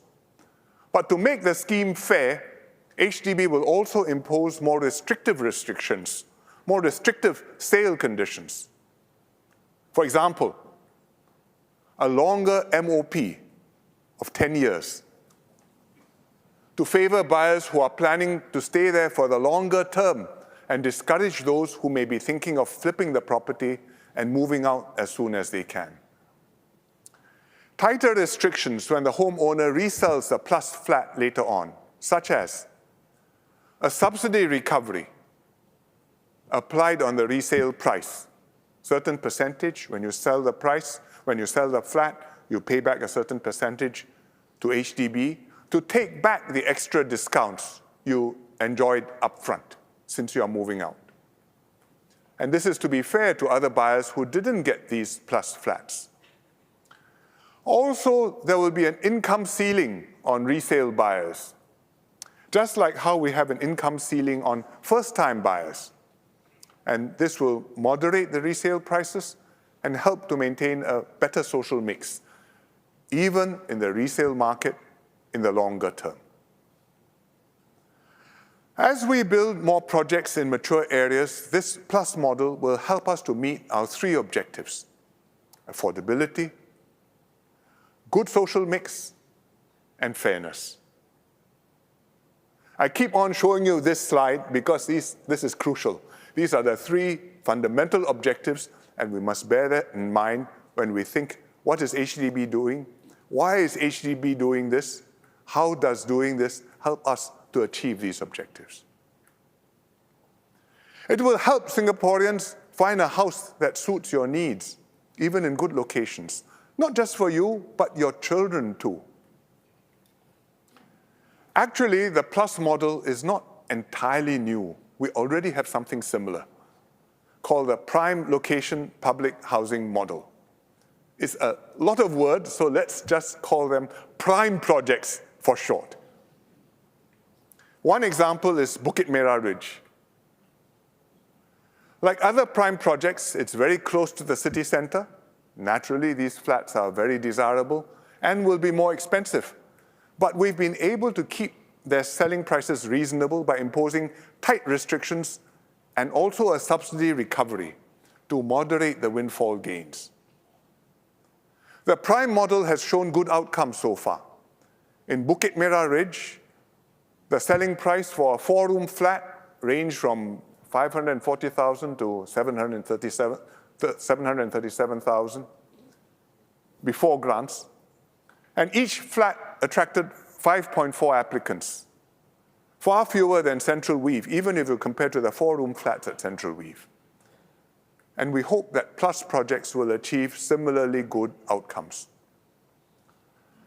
So let me go back to Central Weave because you are probably thinking and asking, had we sold Central Weave as a plus project with the tighter restrictions and additional subsidies, would HDB have priced it lower than it actually did? And the answer is yes, it would. Because that's the whole point of plus projects, to enable HDB to moderate the prices of flats in choicer locations and still be fair to all flat buyers. So think of it like this. Standard flats are good flats built all over Singapore and will have HDB's standard subsidies and standard restrictions. Plus flats are in the choicer locations within a region and will have more subsidies and tighter restrictions than standard flats. Then prime flats are in the choicest and most central locations in the whole of Singapore. And they'll have the most subsidies and the tightest restrictions. Let me show you the whole picture in one slide. The new framework, standard plus prime.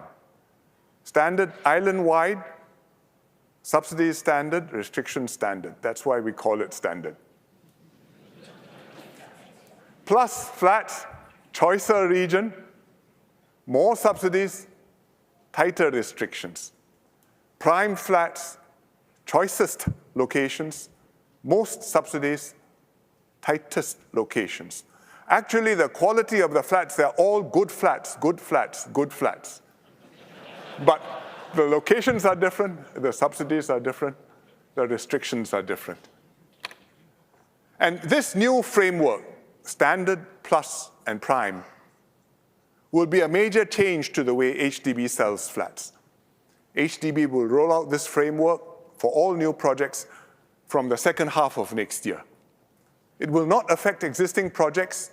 Your current homes or the homes you've already booked will not be reclassified in time to come We will no longer refer to new projects as mature and non-mature. Instead, we will build a good mix of projects within and across regions to cater to different needs and budgets.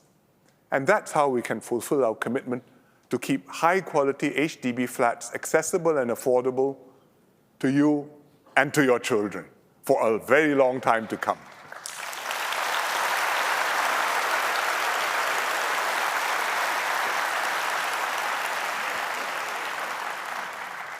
The new framework, Standard, Plus, and Prime, will affect everyone buying a new HDB flat.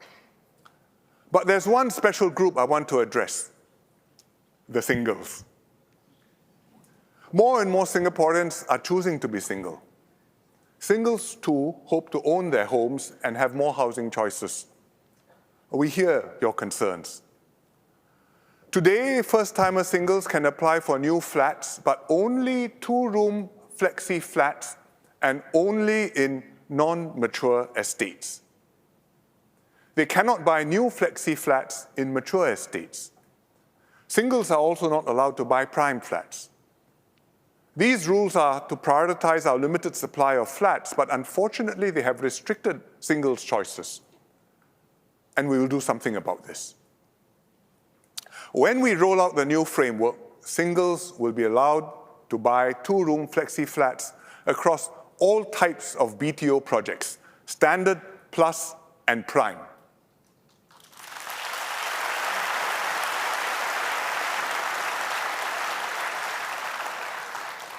HDB will tell you the details soon, but I'm sure singles will welcome this move to have more choices, to find your own home, and to write your own part in Singapore's housing story.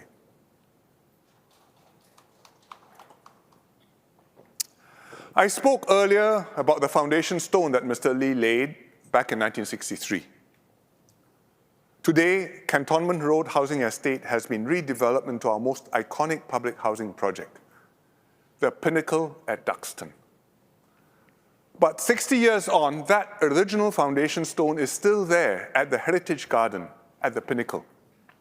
It occupies pride of place to remind each new generation that our housing program is a vital part of the Singapore story.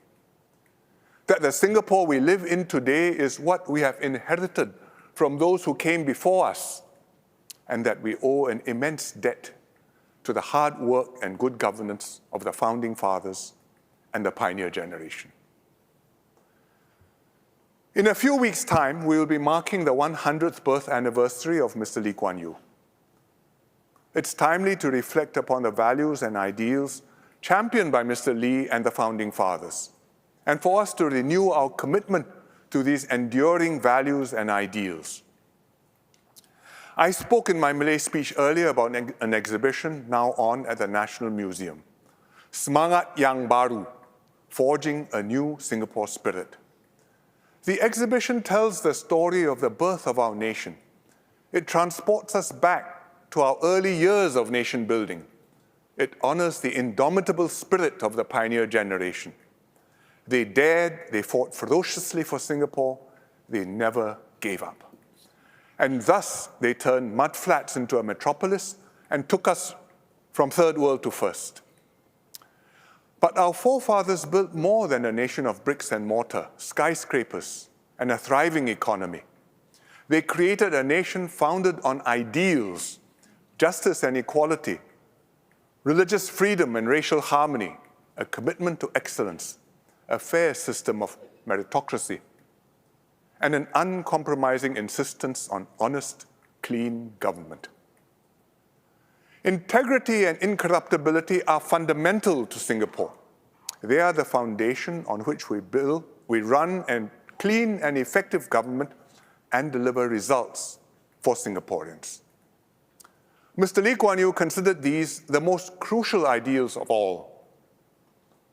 On his 90th birthday, he came to Parliament to attend the sitting. We celebrated his birthday in the members' room. We were all there. PAP MPs and ministers, opposition MPs led by Mr. Low Teow Kiang, as well as NMPs. Frail and ill, Mr. Lee said just a few words. He spoke only about one thing. He reminded us Singapore must always remain clean and incorruptible, and ministers and MPs have to set the example. Otherwise, he said, we are finished. I will never forget those brief words. For the sake of the country, I will do all I can to keep faith with Mr. Lee's hope. No matter the price, no matter the embarrassment or political cost, I will do my utmost to keep the system clean.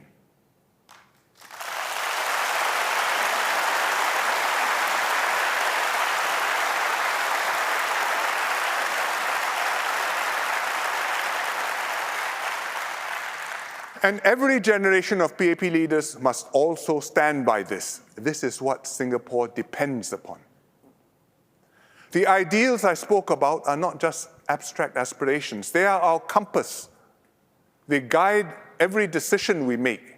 They give purpose and meaning to our nation building. They make Singapore stand tall amongst the nations of the world. By upholding these ideals, we have, over the decades, built a high-trust society, one where people trust one another, regardless of race, language, or religion, where the people and government trust each other too, in big ways and small. This is what saw us through the ups and downs over the past 58 years, and this is how we weathered COVID-19. COVID now seems like a bad dream, confused, receding, getting forgotten. But the pandemic could well have been a real nightmare. Things could easily have gone horribly wrong, as they did in many other countries. Thankfully, we avoided disastrous outcomes and averted the loss of many, many lives. Our people came through safe and sound, our economy revived in good shape, and our society has grown more united, not less. We owe this to our collective efforts and our strong mutual trust, which we must strengthen and deepen to secure a bright future for our people. As we prepare for the future, one crucial task is leadership renewal. As you all know, my original plan was to hand over and step down as PM by 2022, before my 70th birthday. But the pandemic disrupted this plan. I promised Singaporeans that I would see the nation through the crisis together with both the current and the 4G leadership.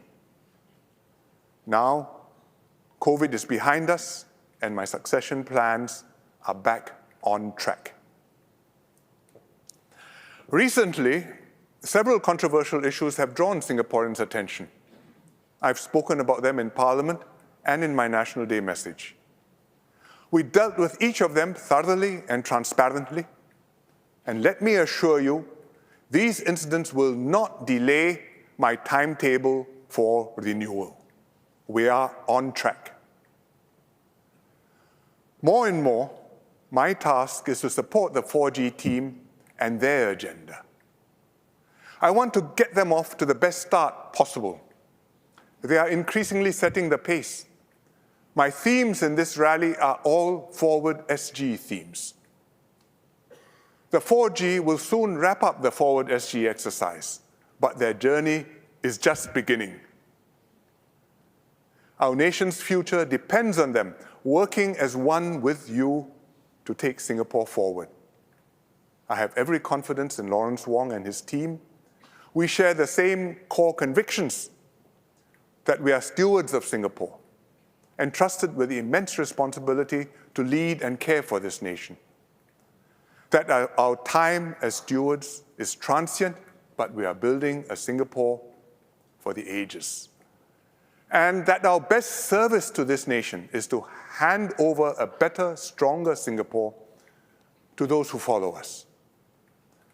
My team and I are deeply grateful to you for standing with us through thick and thin. Please give Lawrence and his team your fullest support too, now and after they take over.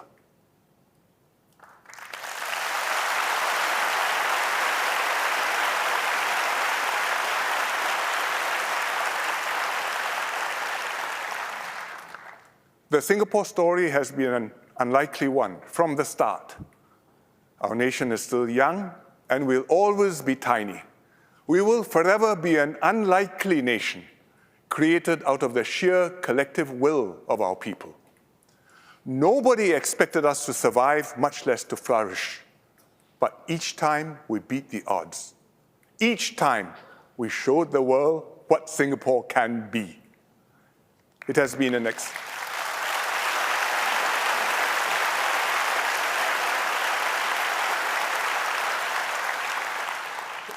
an exceptional story, but I believe the best parts are still to be written. Let us hold fast to our values which anchor us and guide our way. Our mutual trust, which is the bedrock of our success, and our dreams, which drive us ever forward. Let us come together with a renewed spirit and vigor, a semangat yang baru, to build a better, brighter Singapore for generations to come. Majulah Singapura.